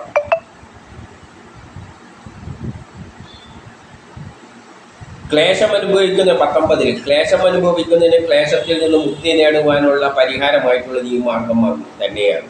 അങ്ങനെ വല്ലവരും ക്ലേശിക്കുന്നുണ്ടെങ്കിൽ അതിന് മുക്തി നേടാനുള്ള ആകെ വഴി ഇത് തന്നെയാണ്. അങ്ങനെ അവൻ്റെ സ്ഥാനമാണ് പറയുന്നത്, നമുക്ക് പറഞ്ഞിരിക്കുകയാണ്, അല്ലാതെ വേറെ വഴിയൊന്നും ഇല്ല.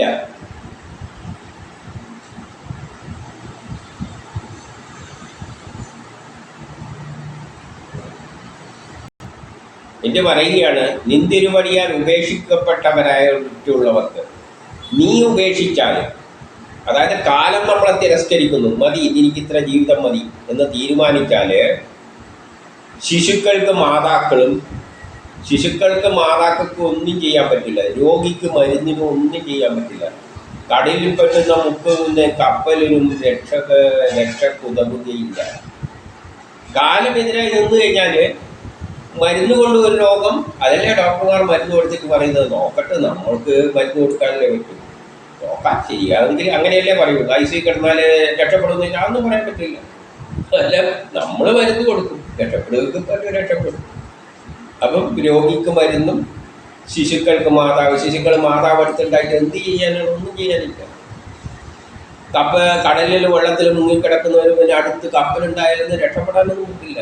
അത് ആരും വിചാരിക്കണം, ആ ശക്തിയുടെ തെറിയുണ്ടെങ്കിലേ രക്ഷപ്പെടാൻ പറ്റുകയുള്ളൂ. അപ്പം അതും പ്രഹ്ലാദനറിയാം. പ്രഹ്ലാദൻ ഈ വഴിയിലെല്ലാം ബ്രഹ്മസാക്ഷാത്കാരത്തിന് ശ്രമിച്ചാലും അന്ന് വിചാരിച്ചാൽ ഇത് നടക്കുന്നുള്ളൂ എന്നുള്ള കാര്യം എനിക്കറിയാം. അതുകൊണ്ട് എന്ത് ചെയ്യണം? എന്നെ ഒന്ന് അനുഗ്രഹിച്ചേക്കണം, അത്രയേ വേണ്ടൂ. ഞാനിതിനെല്ലാം ശ്രമിച്ചോളാം, വഴിയല്ലേ എനിക്കറിയാം. പക്ഷെ എന്ത് വേണം? അങ്ങയുടെ അനുഗ്രഹം വേണം.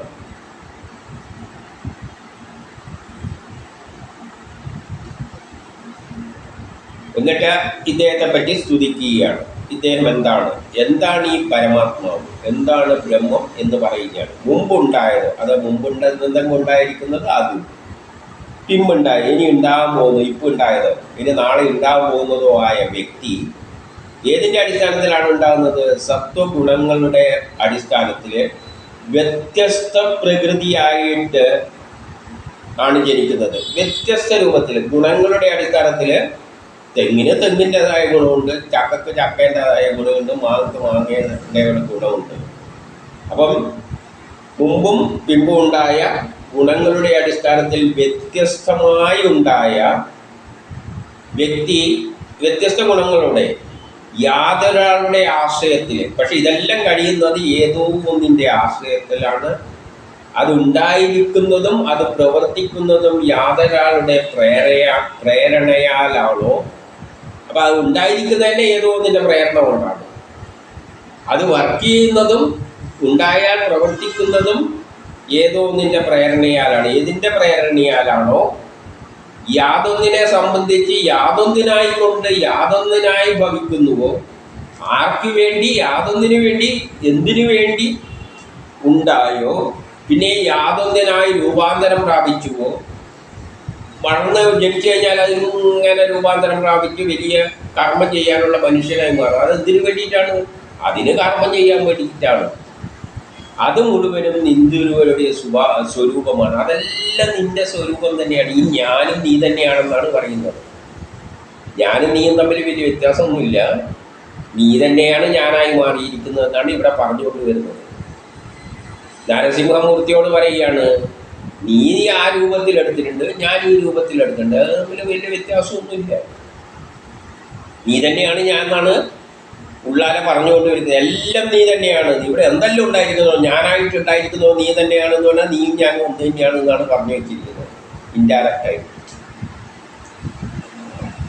എൻ്റെ 21 ജന്മരഹിതനായ പ്രഭു. പക്ഷെ അങ്ങേക്കൊരു പ്രത്യേകതയുണ്ട്, അങ്ങ് ജന്മരഹിതനാണ്, ജനിച്ചിട്ടില്ല, ഇങ്ങനെയൊന്നും പ്രഹ്ലാദ രൂപത്തിലൊന്നും വന്നിട്ടില്ല. ഇതെല്ലാം കഥയിൽ മാത്രമാണ്. ജന്മരഹിതനാണ് ആ പ്രഭു, അല്ലാതെ ഇങ്ങനെ നരസിംഹായിട്ടൊന്നും വന്നിട്ടില്ല. ഇത് കഥയിലാണ് വന്നിരിക്കുന്നത്, കഥയിൽ അങ്ങനെ അവതരിപ്പിച്ചതാണ്. അല്ലാതെ അങ്ങ് ജന്മരഹിതനാണ്, അല്ലാതെ ഇതേമാതിരി ഇങ്ങനെ വന്നിട്ടൊന്നും ഇല്ല. നമ്മളോട് ഇടക്കൊന്നും ഇട്ടേരിയാണ്, ഇങ്ങനെയൊന്നും ഉണ്ടെന്നൊന്നും ചിന്തിച്ചു പോകരുത്. ഇനി ജന്മൊന്നും ഇല്ലാത്ത സംഖ്യ ഒരു ശക്തിയാണ് ഇതത്രയും ചെയ്തു കൂട്ടുന്നത്. ഏത്? ഭൂമി സൂര്യനെ ചുറ്റുമ്പോഴുള്ള ആ ഘട്ടത്തെ തരണം ചെയ്യാൻ പിന്നിൽ പ്രവർത്തിച്ച ശക്തിയെ കഥരൂപത്തിൽ ഇങ്ങനെ അവതരിപ്പിക്കുന്നേ ഉള്ളൂ. നീ ജനിച്ചവനൊന്നുമല്ല. ഇപ്പം എന്നിട്ട് പറയുന്നു, പുരുഷന്റെ അനുഗ്രഹത്താൽ ഒരു പ്രേരക ശക്തി, ആ ശക്തിയാണ് പുരുഷൻ. അതാണ് ഏതോ ഒരു പ്രേരക ശക്തി. ഭൂമി സൂര്യനെ ചുറ്റാൻ പോകുമ്പോൾ എല്ലാം തെറിച്ചു പോകാതിരിക്കാൻ ഏതോ ഒരു പ്രേരക ശക്തി അനുഗ്രഹത്താൽ കാലത്തിന് യോജിച്ച, ഏത് കാലം? ഭൂമി സൂര്യനെ ചുറ്റാൻ പോകുന്ന ആ കാലത്തിൽ ഗുണങ്ങളോട് കൂടിയ പ്രകൃതി. അപ്പം അതാണ് പ്രകൃതി. എന്ത്? സൂര്യനും ഗ്രഹങ്ങളെ ചുറ്റാൻ പോകുന്നു. പ്രവർത്തന സ്വരൂപം, ആ പ്രവർത്തനത്തിൻ്റെ സ്വരൂപമാണത്. ഭൂമി സൂര്യനോ ചുറ്റാൻ പോകുന്ന ആ കാലഘട്ടത്തിലെ ആ പ്രകൃതിയാകുന്ന ആ സിസ്റ്റത്തിൻ്റെ സ്വരൂപമാണ് ആ ശക്തിവിശേഷം. അത് അതിബലവത്തും ശക്തിയായ ബലമുള്ള ഒരു ശക്തി വേദഹിതവുമായ മനസ്സിനെ സൃഷ്ടിക്കുന്നു. വേദത്തിൻ്റെ, ശാസ്ത്രത്തിൻ്റെ അടിസ്ഥാനത്തിൽ ഒരു മനസ്സിനെ സൃഷ്ടിക്കുന്നു. ഒരു പ്രേരക ശക്തി അവിടെ ആക്ട് ചെയ്യുന്നുണ്ട്. ഏതോ ഒരു ശക്തി, മനസ്സ്, ആ വിഷ്ണുവിൻ്റെ, ആ ഒരു സൃഷ്ടികർത്താവിൻ്റെ ഒരു മനസ്സ് അവിടെ ആക്ട് ചെയ്യുകയാണ്. ഭൂമി സൂര്യന് ചുറ്റും, ഗ്രഹങ്ങൾ സൂര്യന് ചുറ്റുമ്പോൾ ഒരു പ്രേരശക്തി ബലമായിട്ട് അവിടെ ആക്ട് ചെയ്യുകയാണ്. അനാദിയായ ആ വിദ്യയിൽ, ആ വിദ്യ എന്ന് പറയുന്നത് എപ്പോൾ ഉണ്ടായതാണ്? അതെല്ലാം ഓൾറെഡി ഉണ്ടാക്കി വെച്ചിട്ടുണ്ട്. പ്രപഞ്ചം ഇങ്ങനെയെല്ലാം ഉണ്ടാകുന്നത്. അതാണ് വേദങ്ങളാണ് ആദ്യം ഉണ്ടായത്. 16 ആരക്കല്ലുകളുള്ള സംസാര ചക്രത്തിൽ, 16 ആരക്കല്ലുകളുള്ള സംസാര ചക്രം എന്ന് പറയുമ്പോൾ പഞ്ചഭൂതങ്ങളെ കൊണ്ടും 5 കർമ്മേന്ദ്രിയങ്ങളെ കൊണ്ടും മനസ്സെല്ലാം കൂടിയിട്ടുള്ളതാണ് ഈ സംസാര ചക്രമുള്ളത്.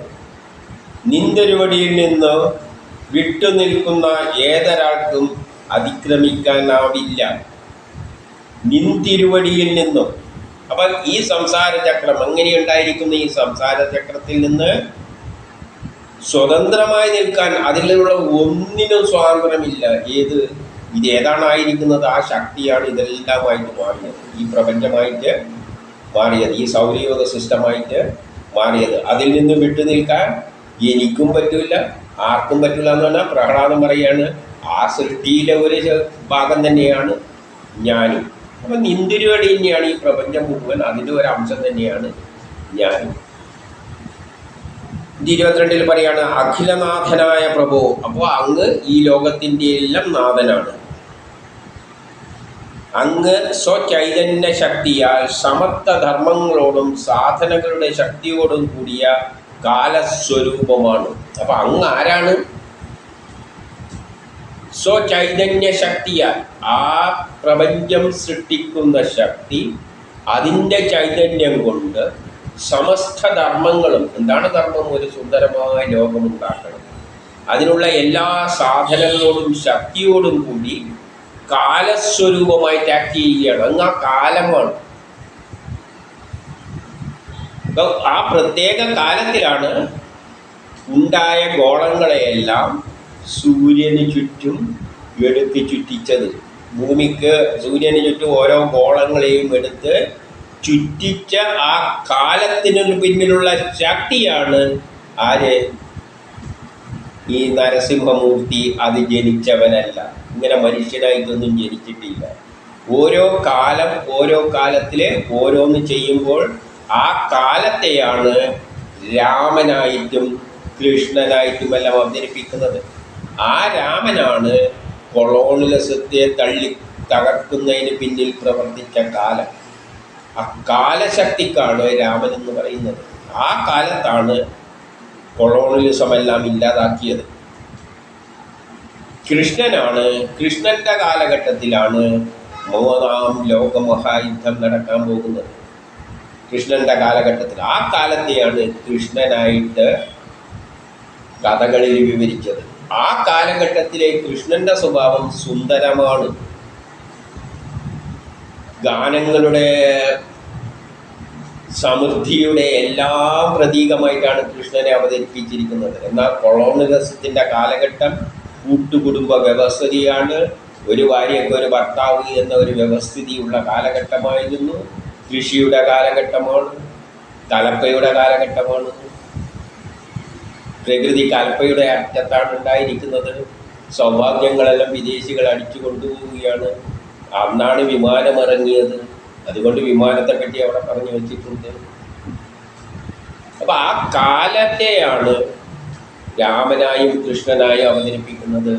അല്ലാതെ അതേപോലെ തന്നെയാണ് ഈ കാലത്തിലാണ് നരസിംഹം എന്ന കാലമാണ്. ആ കാലം അതിൻ്റെ പിന്നിൽ പ്രവർത്തിച്ച, അതിനെ രക്ഷിച്ച, ഗ്രഹങ്ങളും ഭൂമിയും സൂര്യന് ചുറ്റുമ്പോൾ അതിലുള്ള വസ്തുക്കളൊന്നും തെറിച്ചു പോകാതെ പിടിച്ചു നിർത്തിയ ശക്തി വിശേഷമാണ് നരസിംഹമൂർത്തി.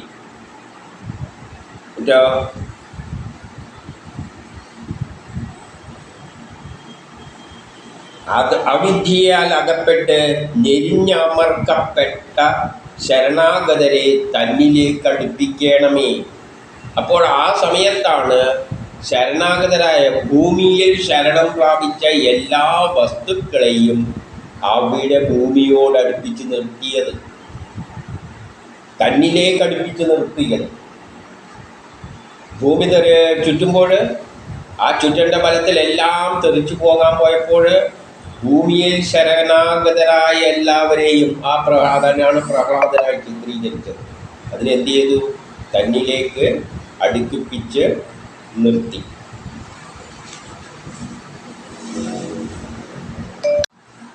ഇരുപത്തിമൂന്നിൽ പറയുകയാണ്, സ്വർഗത്തിലെ എല്ലാ ലോകപാലകരുടെയും ആയുസ് ഉൽപ്പത്തി വിശേഷം എന്നാൽ കാണപ്പെട്ടതല്ലേ.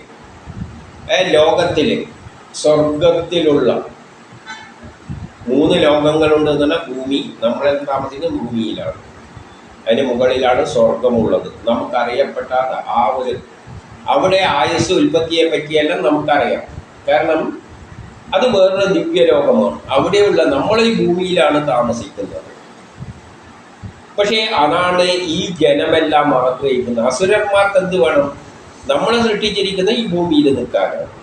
പക്ഷേ ഈ ഭൂമിയിലുള്ളവർക്ക് ഇതൊന്നും പോരാ. ഈ സ്വർഗം മുഴുവൻ കീഴടക്കണമെന്ന് പറഞ്ഞ് അടക്കുകയാണ്.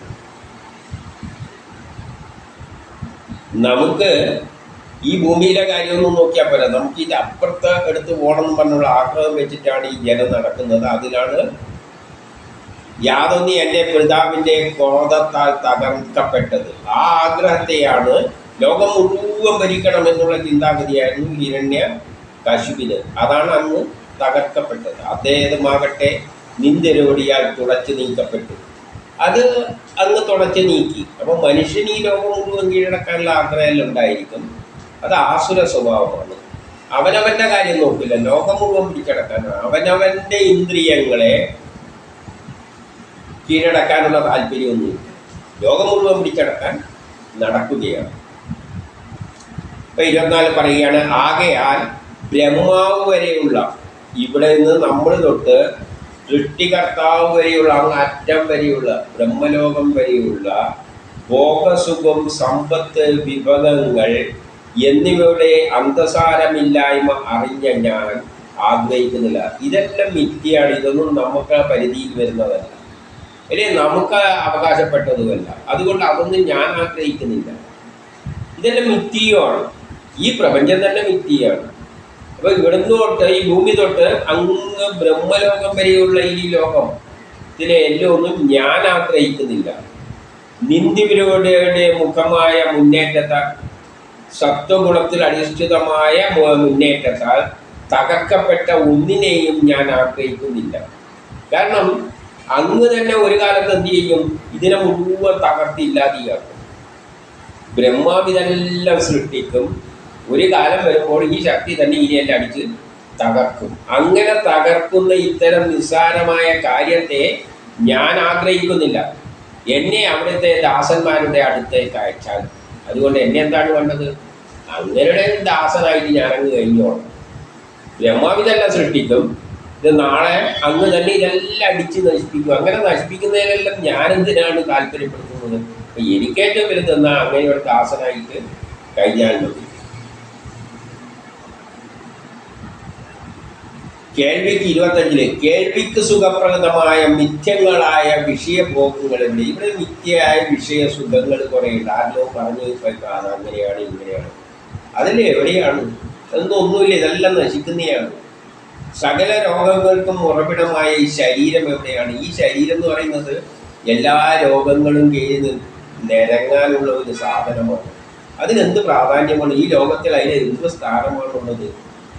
ജനങ്ങൾ ഇതറിഞ്ഞിട്ട് കൂടി കാമാഗ്നിയെ ദുഃഖസാധ്യങ്ങളായ മധുബിന്ദുക്കളാൽ ശമിപ്പിച്ചു കൊണ്ടിരുന്ന് വിരക്തിയെ പ്രാപിക്കുന്നില്ല. ഇതെല്ലാം മനസ്സിലാക്കിയിട്ടും ഈ ശരീരം എന്ന് പറഞ്ഞു കഴിഞ്ഞാൽ രോഗങ്ങൾ വന്നു പെട്ട് ആകെ അവ നശിപ്പിച്ച് കൊളാക്കാൻ സാധ്യതയുള്ള സാധനമാണ്. ഇതെല്ലാം മനസ്സിലാക്കിയിട്ടും ജനങ്ങൾ എന്ത് ചെയ്യാണ്? ഭൂരിപക്ഷം ജനങ്ങൾ ദുഃഖങ്ങളും എപ്പോഴും ദുഃഖം മാത്രം ഉള്ള ഈ ജീവിത ചക്രത്തിൽ, സംസാര ചക്രത്തിൽ മധുബിന്ദുക്കൾ പോലെ എപ്പോഴും ഒരു ചെറിയ സുഖം കിട്ടും. ഭക്ഷണത്തിന് ആഗ്രഹിച്ച് വിശന്ന് നടക്കുന്നു. അല്ലെങ്കിൽ മരുഭൂമിയിലാറ്റം പെട്ടാലും വെള്ളം കിട്ടുമോ, കുറച്ച് വെള്ളം കിട്ടണമല്ലോ എന്ന് പറഞ്ഞ് ദിവസം മുഴുവൻ വരണ്ട് നടന്നിട്ട് ഒരു വല്ലാതെ ദുഃഖമാണ്. അപ്പം ഒരു ദിവസത്തിൽ നടന്നു എന്ന് വെച്ചോളൂ, ഒരു ദിവസവും ദുഃഖമാണ് വെള്ളമില്ലാതെ. അങ്ങനെ നടന്ന് ഒരു ദിവസം കഴിയുമ്പോൾ എവിടെ നിന്നും ഒരു തുള്ളി വെള്ളം കിട്ടും. അത് കുടിച്ച് കുറച്ച് വെള്ളം കുടിച്ച് ആശ്വാസം. അത് എത്ര നിമിഷത്തേക്കാണ്? ഒരു നിമിഷത്തേക്ക്. ഇതാണ് സുഖം. അത് കഴിഞ്ഞാൽ പിന്നെയും വരൾച്ചയാണ്. ആ വെള്ളവും തീർന്നു, ഒരു ഗ്ലാസ്സേ കിട്ടിയിട്ട് അത് തീർന്നു. പിന്നെ അടുത്ത വെള്ളത്തിൽ നടക്കണം. അപ്പം ഇങ്ങനെ മധുബിന്ദുക്കൾ തേടിയിട്ട് ആൾക്കാർ അലയുകയാണ്, വിരക്തി പ്രാപിക്കുന്നില്ല. വിരക്തി, ഇതിൽ നിന്നും വിരക്തി ഉണ്ടാണ്. എന്ത് ഭൂമി, എന്ത് വെള്ളം, എനിക്ക് ഈ ജീവിതം തന്നെ വേണ്ടാതെന്ന് വെച്ച് ഈ ജീവിതത്തിൽ ഒരു കാര്യമില്ല, ഇതെല്ലാം മിഥ്യയാണെന്ന് വെച്ച് കഴിഞ്ഞാൽ ആ വിരക്തി ഉണ്ടാകണം. അവന് പിന്നെ ആഗ്രഹം കൊണ്ട് വെള്ളത്തിന് വേണ്ടി ഓടി നടക്കുകയാണ്. പക്ഷെ യഥാർത്ഥത്തിലാണ് ആഗ്രഹിക്കുന്ന എന്താണ്? ഇതൊന്നും കാര്യമില്ല, എന്തോ ആകട്ടെ, എനിക്ക് ഈ ജീവിതം വേണ്ട, ഈ ശരീരത്തെ കളയാതെ ചിന്തിച്ചാൽ അതാണ് പറഞ്ഞുകൊണ്ട് വരുന്നത്. വിരക്തി ഉണ്ടാകുന്നത്.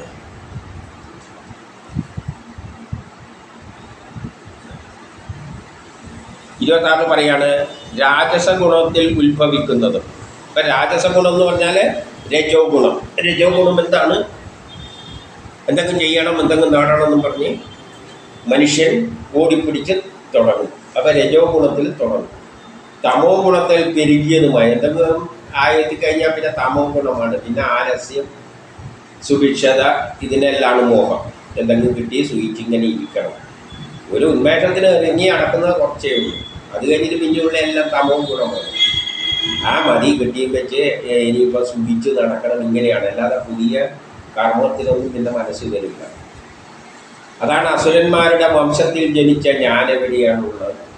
അങ്ങനെയുള്ള അസുരന്മാരുടെ വംശത്തിലാണ് ഞാൻ ജനിച്ചത്. പക്ഷെ ഞാൻ ആ അസുര സ്വഭാവത്തിലാണോ എന്ന് ചോദിച്ചു കഴിഞ്ഞാൽ ഇപ്പം ഞാൻ ആ രൂപത്തിലൊന്നുമില്ല. അപ്പം അസുരൻ എന്ന് പറയുന്നതിലും അർത്ഥമില്ല, ദേവൻ എന്ന് പറയുന്നതിലും അർത്ഥമില്ല. ദേവന്മാരിലും അസുര സ്വഭാവമുണ്ട്, അസുരന്മാരിലും ദേവ സ്വഭാവമുണ്ട്. അതുകൊണ്ട് ഈ അസുരൻ എന്ന് പറയുന്നതിലൊന്നും ഞാനിപ്പോൾ എവിടെയാണ് എത്തുന്നു? പ്രഹ്ലാദൻ ചോദിക്കുകയാണ്, അസുരനാണ്, അസുരനായിട്ടാണ് ജനിച്ചത്. നിന്തിരുവടിയുടെ കാരുണ്യം എവിടെ? നിന്തിരുവടിക്ക് ആരോടാണ് കാരുണ്യമുള്ളത്? ദേവന്മാർ പോലും വിളിച്ച് കളഞ്ഞിട്ട് ശാന്തമായില്ല. ഇപ്പം ഞാൻ വന്നിട്ട് ഇടപെട്ടിട്ട് വേണം ശാന്തമക്കാരൻ അസുരൻ.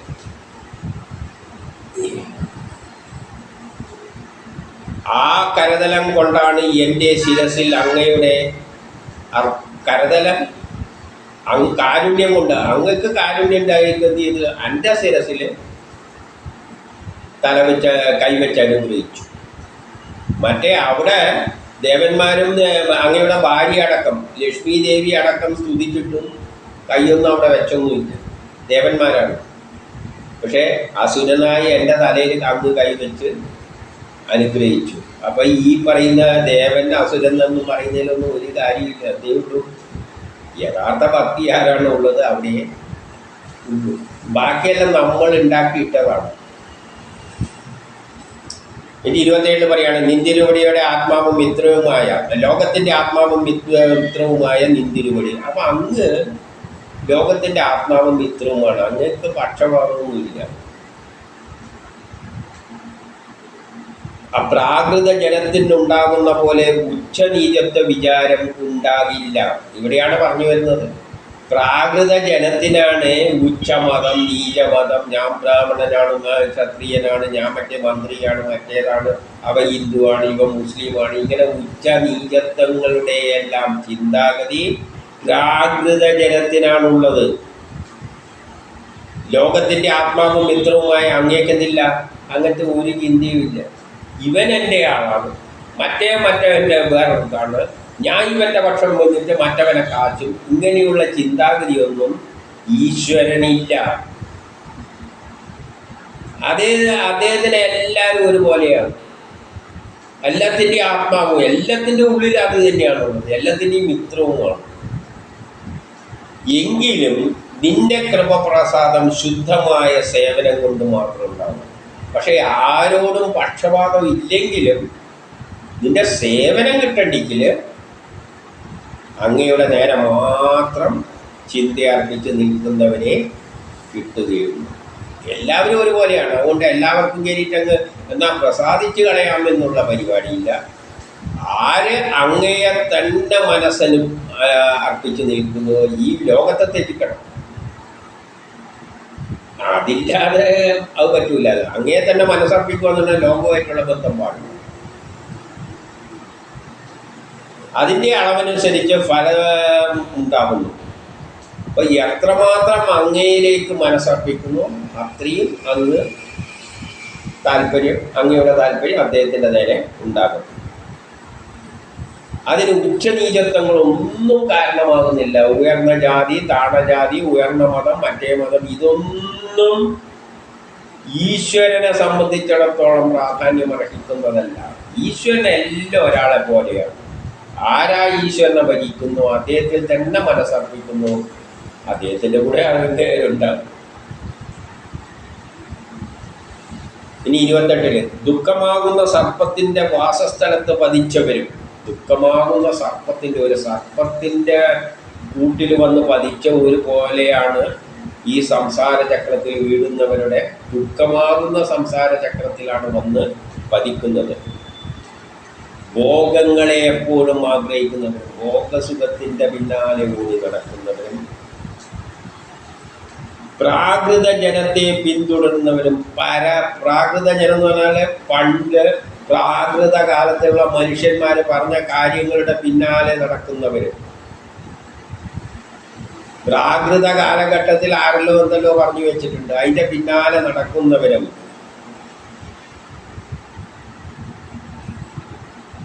അങ്ങനെയുള്ള ആൾക്കാരും യാതൊരുത്തൻ ദേവർഷിയാൽ അനുഗ്രഹിക്കപ്പെടുന്നു. അങ്ങനെ നീചം പഴിച്ച ജനങ്ങളും ദേവർഷി നാരദനാൽ അനുഗ്രഹിക്കപ്പെടുന്നു. ആ നിലയിലുള്ള ഞാൻ. അപ്പം ഞാൻ എന്തായിരുന്നു അസുരന്മാരുടെ ഏറ്റവും കാണുന്നൊരു ഇതിലാണ് ഞാൻ ജനിച്ചത്. പക്ഷേ ദേവർഷി നാരദൻ എനിക്കൊരു ഉപദേശം തന്നപ്പോൾ അങ്ങനെയുള്ള എനിക്ക് അങ്ങയുടെ ഭക്തി സേവയെ എങ്ങനെ ഉപേക്ഷിക്കാനാവും? അങ്ങനെയാണ് ഞാൻ അങ്ങയുടെ ഭക്തിയിൽ ആകൃഷ്ടനായത്. അങ്ങനെയുള്ള എനിക്കെന്ത് ചെയ്യാൻ പറ്റില്ല? അങ്ങയുടെ ഭക്തി സേവയെ ഉപേക്ഷിക്കാൻ കഴിയില്ല. അപ്പോൾ എത്ര നീചത്തിൽ ജനിച്ചാലും വേണ്ടിയില്ല, ഏതവസ്ഥയിൽ ജനിച്ചാലും വേണ്ടിയില്ല, ദേവർഷി നാരദൻ ഉപദേശിച്ചത്. നാരദൻ എന്ന് പറയുന്നത് നമ്മളെ മനസ്സിൽ അത്തരം മനസ്സിനെ സ്വാധീനിക്കുന്ന ശക്തിയാണ്. നമ്മുടെ മനസ്സിൽ അങ്ങനെ ഒരു ചിന്ത വന്നു കഴിഞ്ഞാൽ, ആ ശക്തിയെ പറ്റിയുള്ള ചിന്ത വന്നു കഴിഞ്ഞാൽ അത് മാത്രം മതി. 29. എൻ്റെ ജീവൻ്റെ സംരക്ഷണവും പിതാവിൻ്റെ വധവും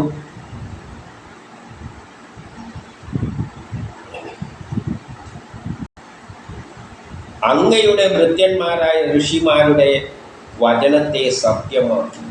ഋഷികൾ പണ്ട് കാലം ഇങ്ങനെയാണ് പോകുക എന്നല്ല എഴുതി വെച്ചിട്ടുണ്ട്. അങ്ങയുടെ വചനത്താണ്. അതായത് ഋഷിമാര് ഈ സത്യങ്ങളെല്ലാം പ്രപഞ്ച രഹസ്യം എല്ലാം ബ്രഹ്മത്തിൽ നിന്ന് വന്നതാണ്, ബ്രഹ്മത്തിൽ നിന്നാണ് സയൻസ് ഉണ്ടായത്, സൃഷ്ടി ഇങ്ങനെയാണ് പോകുന്നതെന്നുള്ള കാര്യം ഋഷികൾ മനസ്സിലാക്കിയിട്ട് എഴുതി വെച്ച കാര്യങ്ങൾ സത്യമാവുക മാത്രമേ ഇവിടെ ചെയ്തിട്ടുള്ളൂ. എന്നെ സംരക്ഷിക്കും, പിതാവിനെ വധിക്കും, ഇതെല്ലാം ഓൾറെഡി തീരുമാനിച്ച കാര്യമാണ്. അതേടെ സംഭവിച്ചിട്ട് ഉള്ളൂ.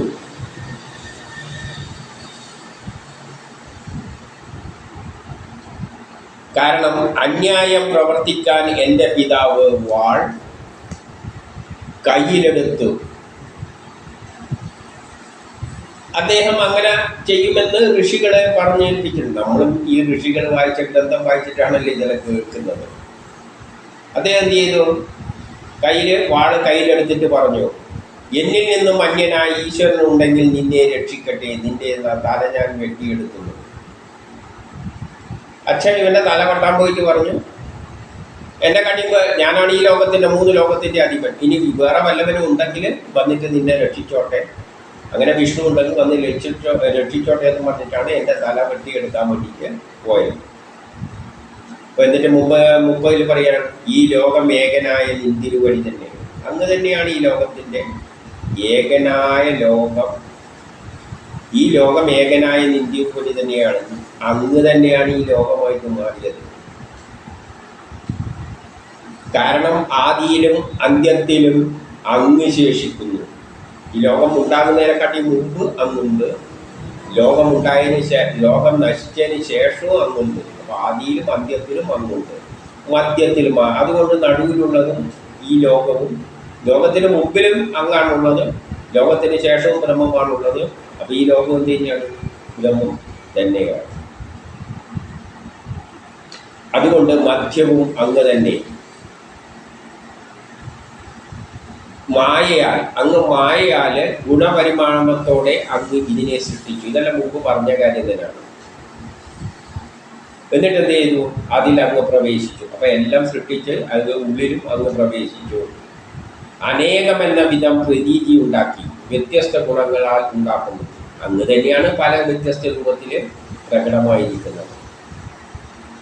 ഈ ലോകത്തിൻ്റെ കാര്യകാരണവും അങ്ങ് തന്നെ. 31 പറയുന്നത്, ഈ ലോകത്തിന് ഉണ്ടാകുന്നതിനുള്ള കാരണവും കാര്യവും, എന്തിനു വേണ്ടി ഉണ്ടായതോ, എങ്ങനെ ഉണ്ടായതോ, എന്തിനു വേണ്ടി ഉണ്ടായതോ, ഇതെല്ലാം അങ്ങ് തന്നെയാണ്.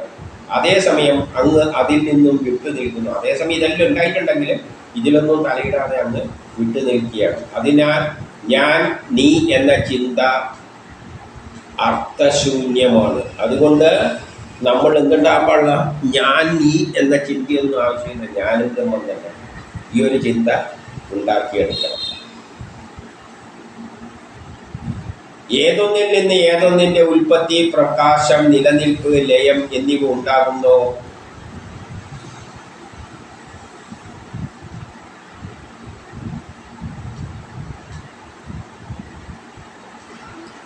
ഏതൊന്നിൽ നിന്ന് ഉൽപ്പത്തി, സൃഷ്ടിയും പ്രകാശവും നിലനിൽപ്പും പിന്നെ അവസാനം സംഹാരവും സംഭവിക്കുന്നുവോ അതാകട്ടെ അതുതന്നെയാണ്.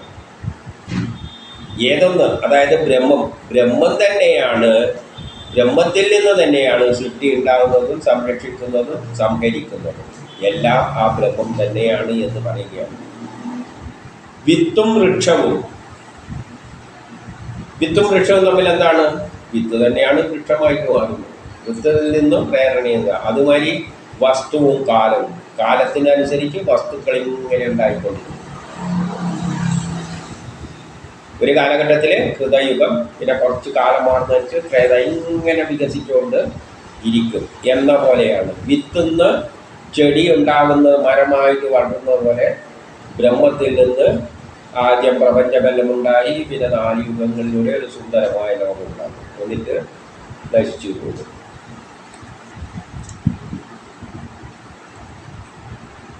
ഈ ജഗത്തിന് 32 ഈ ജഗത്തിനെ തന്നുള്ളിൽ താൻ തന്നെ ഒതുക്കി വെച്ച്, തൻ്റെ ഉള്ളിൽ താൻ തന്നെയാണ് ജഗത്തിന് ഒളുക്കി വെച്ചിരിക്കുന്നത്.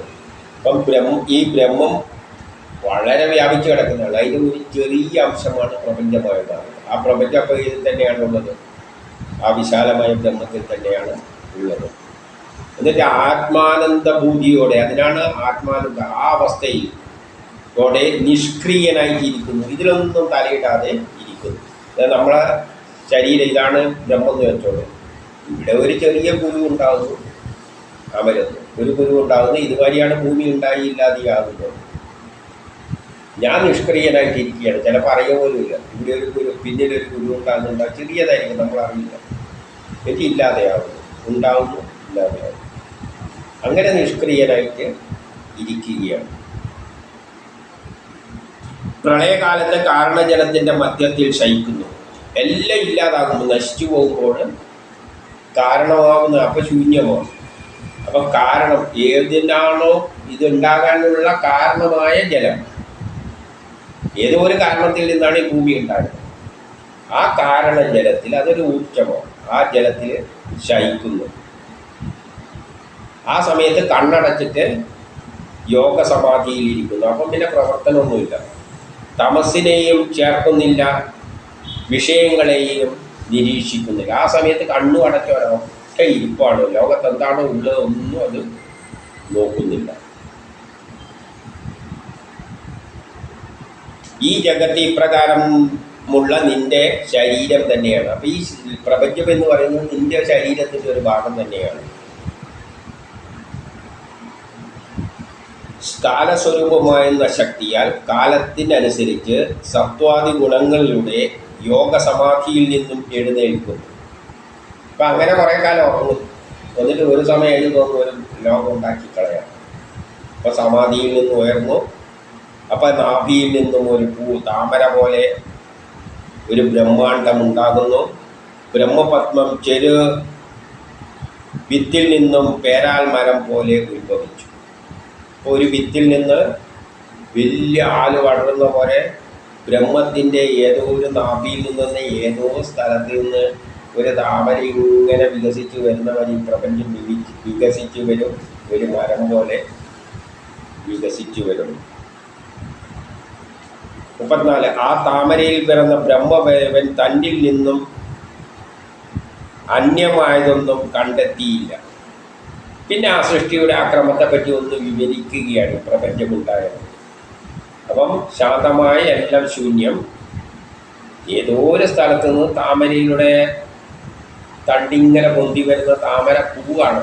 അതിൻ്റെ തണ്ട് തപ്പിയൊക്കെ എവിടുന്നാ വരുന്നതെന്ന് അറിയില്ല, അങ്ങ് വെള്ളത്തിൻ്റെ എവിടുന്നോ ആയിരിക്കും. അതുപോലെ ഏതോ ഒരു സ്ഥലത്ത് നിന്ന് ഒരു താമര പോലെ വിരിഞ്ഞു.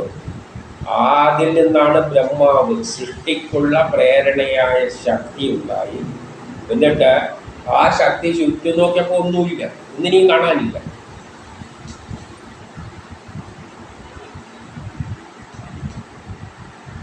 പക്ഷെ അതിന് തോന്നി അത് പുറത്തെവിടെയോ ഉണ്ട്. അപ്പം ഈ ബ്രഹ്മാവ് അതിൻ്റെ നാഭിയിൽ നിന്ന് തന്നെയാണ് വന്നത്. അപ്പം അതിൻ്റെ തന്നെ ഒരു ഭാഗമാണിത്. പക്ഷെ അതിനത് മനസ്സിലായില്ല. ഞാൻ വേറെയാണെന്നുള്ള ഒരു തോന്നലുണ്ടായിക്കൊണ്ട് അതെന്ത് ചെയ്തു, പുറത്ത് മുഴുവൻ വെള്ളത്തിൽ, ആ സമുദ്രത്തിൽ മുഴുവൻ, പുറത്ത് മുഴുവൻ സാഗരമാണല്ലോ. ഒരു താമരയിൽ ഇങ്ങനെ വന്നപ്പോൾ ആദ്യം സൃഷ്ടിക്ക് പ്രേരക ശക്തിയായ ഒരു ശക്തിയാണ് വന്നത്. ആ ശക്തി മാത്രമേ അപ്പോൾ ഉണ്ടായിരുന്നുള്ളൂ. ശക്തി വിചാരിച്ച് ഞാൻ വേറെ തന്നെ എന്തോ ആണെന്ന്. അപ്പം ഇത് എവിടെ നിന്നാണ് വന്നതെന്ന് അറിയാൻ വേണ്ടിയിട്ട് അത് അതിൽ നിന്ന് തന്നെയാണ് വന്നിരിക്കുന്നത്, അത് തന്നെയാണ് ഇത്. എന്നാൽ അതൊന്നും മനസ്സിലാക്കാതെ അതെന്ത് ചെയ്ത് ആ സമുദ്രത്തിൻ്റെ അടിയിൽ 100ഓളം വർഷക്കാലം ഇങ്ങനെ അന്വേഷിച്ച് നടന്നു. എവിടെ നിന്നാണ് ഞാനിങ്ങനെ ജനിച്ചത്?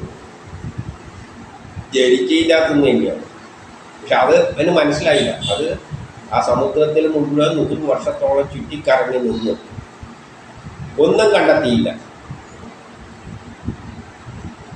അതിന് ആശ്ചര്യമൊന്നും ഇല്ല എന്ന് പറയുകയാണ്. കാരണം മരമായാൽ വിത്ത് എങ്ങനെ ഉണ്ടാകാനാണ്? വിത്തിൽ നിന്നാണ് മരമുണ്ടാകുന്നത്. അതിന് മരം അന്വേഷിക്കഴിഞ്ഞാൽ ഞാൻ ഏതാണ് ഉണ്ടായെന്ന് നോക്കിക്കഴിഞ്ഞാൽ കാണാൻ പറ്റുമോ? വിത്തില്ലാതെയാകുന്നില്ല.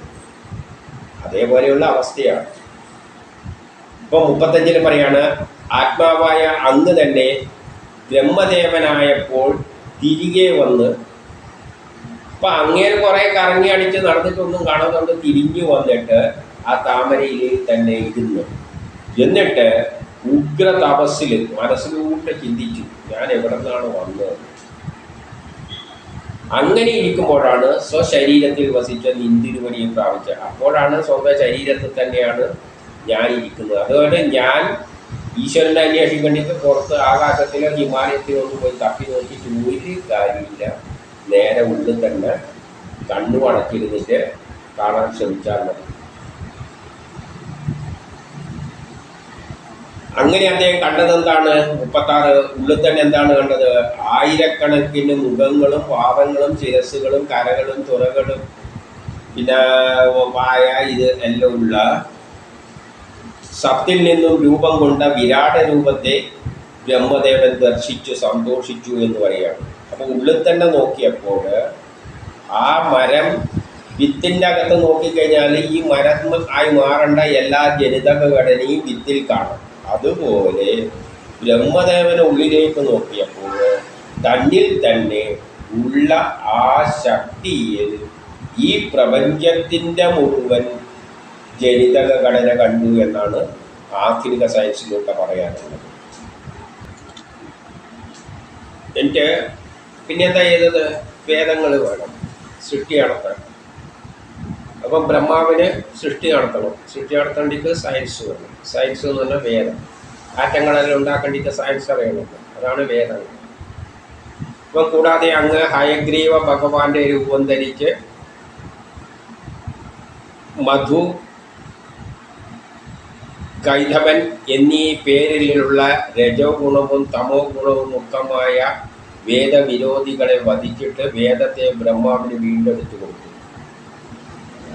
അസുരന്മാരുടെ കൈമലായിരുന്നു വേദങ്ങൾ.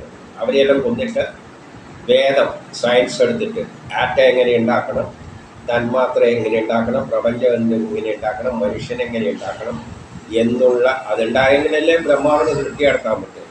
ഇതെല്ലാം ഉള്ള ബുക്ക്, അതിനാണ് ജ്ഞാനം എന്ന് പറയുന്നത്, അതിനാണ് വേദം എന്ന് പറയുന്നത്. ആ വേദം എടുത്തിട്ട് ബ്രഹ്മാവിൻ്റെ കയ്യിൽ കൊണ്ടുകൊടുത്തു വിഷ്ണു.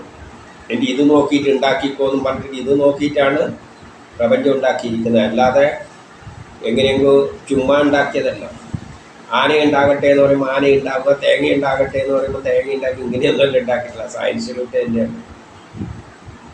അതിനാൽ അദ്ദേഹം സത്വഗുണങ്ങളുടെ പ്രിയപ്പെട്ട ശരീരമാണ്.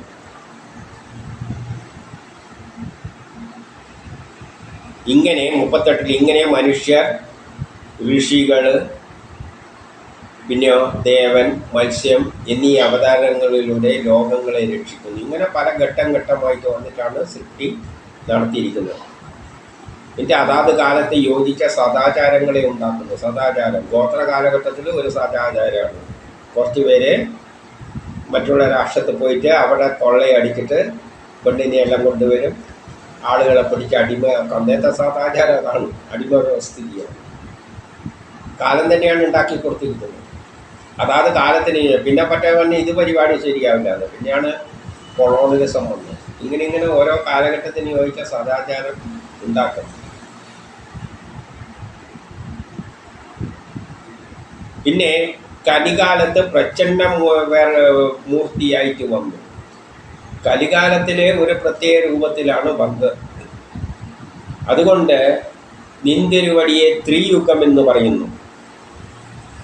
ഹൃദയുഗം, ത്രേതായുഗം, ദ്വാപരയുഗം. അതായത് പരശുരാമൻ, ശ്രീരാമൻ, ശ്രീകൃഷ്ണൻ. ഈ മൂന്നിലാണ് ശരിയായ ഒരു രൂപത്തിൽ വന്നിട്ട്. കലിയുടെ അവതാരത്തിൻ്റെ കലിയെ പറ്റി പ്രത്യേകിച്ച് പറഞ്ഞിട്ടില്ല. അതുകൊണ്ട് ത്രിയുഗൻ എന്ന് പറയുന്നു. കലി എന്ന് പറയുന്നത് ഒരു പ്രത്യേക സംഹാര രൂപത്തിലാണ്, ബാക്കിയെല്ലാം സംരക്ഷിക്കാനാണ്. കലിയുഗത്തിലെല്ലാം കൂടിയിട്ട് അടിച്ചു പൊളിക്കുകയാണ് ചെയ്യുന്നത്. അപ്പോൾ അതിനൊരു വ്യത്യാസമുണ്ട്. അതുകൊണ്ട് ഇതുമൂർത്തനെ പ്രധാനമായിട്ടുള്ള മറ്റേ നശിപ്പിക്കാൻ പറ്റുന്നതാണ്. ഇനി 39.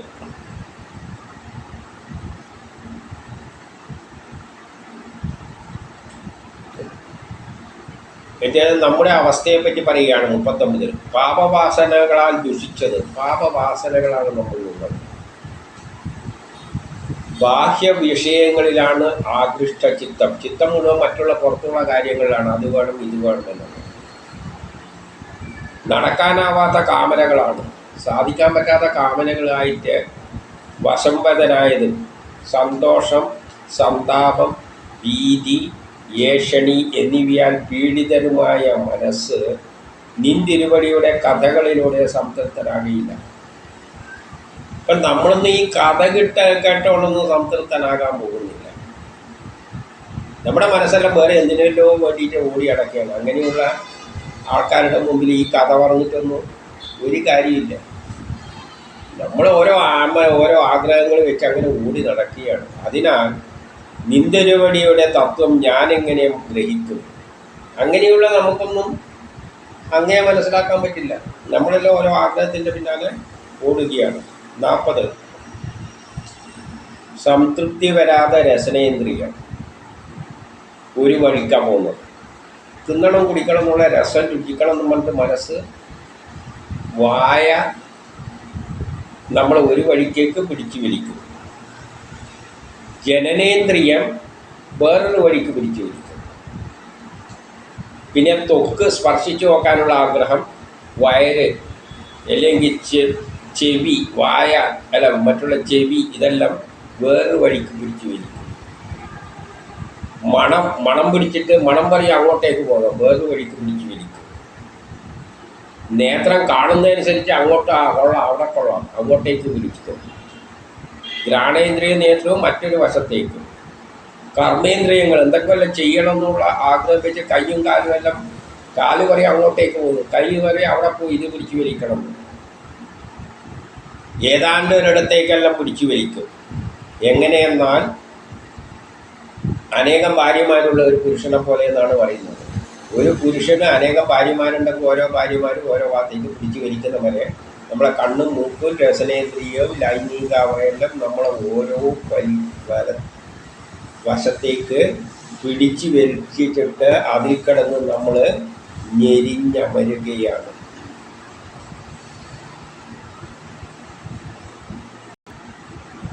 എന്നിട്ട് ഇദ്ദേഹം തന്നെ വേറൊരു തരത്തിൽ പറയുകയാണ് 41. ഇത്തരം സംസാര വൈതരണി നദിയിൽ അവരവരുടെ കർമ്മഫലമായി വന്ന് കിടക്കുക. സംസാരമാകുന്ന സമുദ്രത്തിലെ അവരവരുടെ കർമ്മവാസനകളായിട്ട് വന്ന് വീട് കിടക്കുകയാണ്. ജനനഭരണമാകുന്ന ചക്രത്തിലൂടെ പെട്ടിട്ട്. അതിനുള്ള കാരണം എന്താണ്? ഞാനെന്നും എൻ്റേതെന്നുമുള്ള ചിന്തയാണ് ഇതിനെല്ലാം പിന്നിൽ പ്രവർത്തിക്കുന്നത്. ഞാനെന്നും അന്യനെന്നുമുള്ള ഭേദഭാവന കൊണ്ടാണ്. അതിൻ്റെ ഫലമായിട്ട് എന്തുണ്ടാകുന്നത്? ഞാനും എൻ്റേതു എന്ന് പറയുമ്പോൾ ശത്രു മിത്രം എന്നീ ഭാവങ്ങളും അതിൻ്റെ അകത്ത് ഉണ്ടാകുന്നു. അങ്ങനെയുള്ള അറിവില്ലാത്ത ജനങ്ങളെ, ഇപ്പം എൻ്റെ ജനം എന്ന് പറഞ്ഞാൽ ഞാൻ എൻ്റേത് എന്ന ചിന്ത വെച്ചിട്ട് അത് ശത്രു ഇത് മിത്രം എന്നെല്ലാം വെച്ചിട്ട് ജനന മരണ ചക്രത്തിൽ പെട്ടിട്ട് സംസാര ചക്രത്തിൽ പെട്ടിട്ട് കഷ്ടപ്പെടുന്ന ഈ ജനത്തെ അയ്യോ കഷ്ടം, സംസാരമാകുന്ന വൈതരണിയിലൂടെ മറുകര കയറ്റണം. അപ്പോൾ ഇവൻ്റെ ആഗ്രഹം എന്തേയുള്ളൂ? ഇങ്ങനെ കഷ്ടപ്പെടുന്ന ഈ നട്ടം തിരിയുന്ന ജനങ്ങളെയെല്ലാം ഈ സംസാര ചക്രത്തിൽ നിന്ന് മറുകര കടത്തിയിട്ട് ബ്രഹ്മസാക്ഷാത്കാരം നേടിയിട്ട് ഇതിൽ നിന്നൊന്ന് രക്ഷിക്കണേ എന്നാണ് ഇപ്പം പറയുന്നത്. 42. സമസ്ത ഐശ്വര്യങ്ങളുടെയും ഗുണനിലമായ അങ്ങേക്ക് എല്ലാവരെയും കരകയറ്റുന്നതിൽ നിന്ന് പ്രയാസമെന്നിരിക്കുന്നു. അങ്ങ് എല്ലാം തികഞ്ഞവനാണ്. പിന്നെ അങ്ങേര് വിചാരിച്ച ഈ ജനങ്ങളെല്ലാം ഇങ്ങനെ നട്ടം തിരിക്കാതെ എടുത്തങ്ങ് കൊണ്ടുപോകാൻ പറ്റില്ല എന്നാണ് ചോദിക്കുന്നത്. മഹാപുരുഷന്മാരുടെ അനുഗ്രഹം, അതായത് എല്ലാത്തിനും കഴിവുള്ള മഹാപുരുഷന്മാരുടെ അനുഗ്രഹം മൂഢന്മാരിലാണ് വേണ്ടത്. അങ്ങ് മഹാപുരുഷനാണ്. അങ്ങനെ അനുഗ്രഹിക്കേണ്ട ഏതാണ്? ഇങ്ങനെ കഷ്ടപ്പെടുന്ന ദരിദ്രത്തിൽ നട്ടം തിരിയുന്ന ജനങ്ങളെയാണ് രക്ഷിക്കേണ്ടത്. ഉപദേശിക്കുകയാണ് ആരെ? നരസിംഹത്തെ. ആര്? പ്രഹ്ലാദൻ. അങ്ങേര് നല്ല ആൾക്കാരുടെ, അങ്ങേരെ പോലെയുള്ള പ്രൗഢന്മാരായ വലിയ കഴിവുള്ള ആൾക്കാര് ആരെപ്പറ്റിയാണ് ചിന്തിക്കേണ്ടത്? ഇങ്ങനെ ജീവിതത്തിൽ നഷ്ടം തിരിയുന്ന ജനങ്ങളെയാണ് സംരക്ഷിക്കേണ്ടത്. ഭഗവാന്റെ പ്രിയജനങ്ങളെ എന്നും സേവിക്കുന്ന ഞങ്ങൾക്ക് അതിനെന്ത് കാര്യം? അപ്പം നമ്മളെല്ലാം എന്താ ചെയ്യുന്നത്? അതായത് പ്രഹ്ലാദൻ അങ്ങയുടെ ആൾക്കാരെ സേവിച്ചുകൊണ്ട് നിൽക്കുകയാണ്. അപ്പം അങ്ങാണ് കഷ്ടപ്പെടുന്നവരെ രക്ഷിക്കാൻ അങ്ങേക്ക് മാത്രമേ കഴിയുകയുള്ളൂ. പിന്നെ 43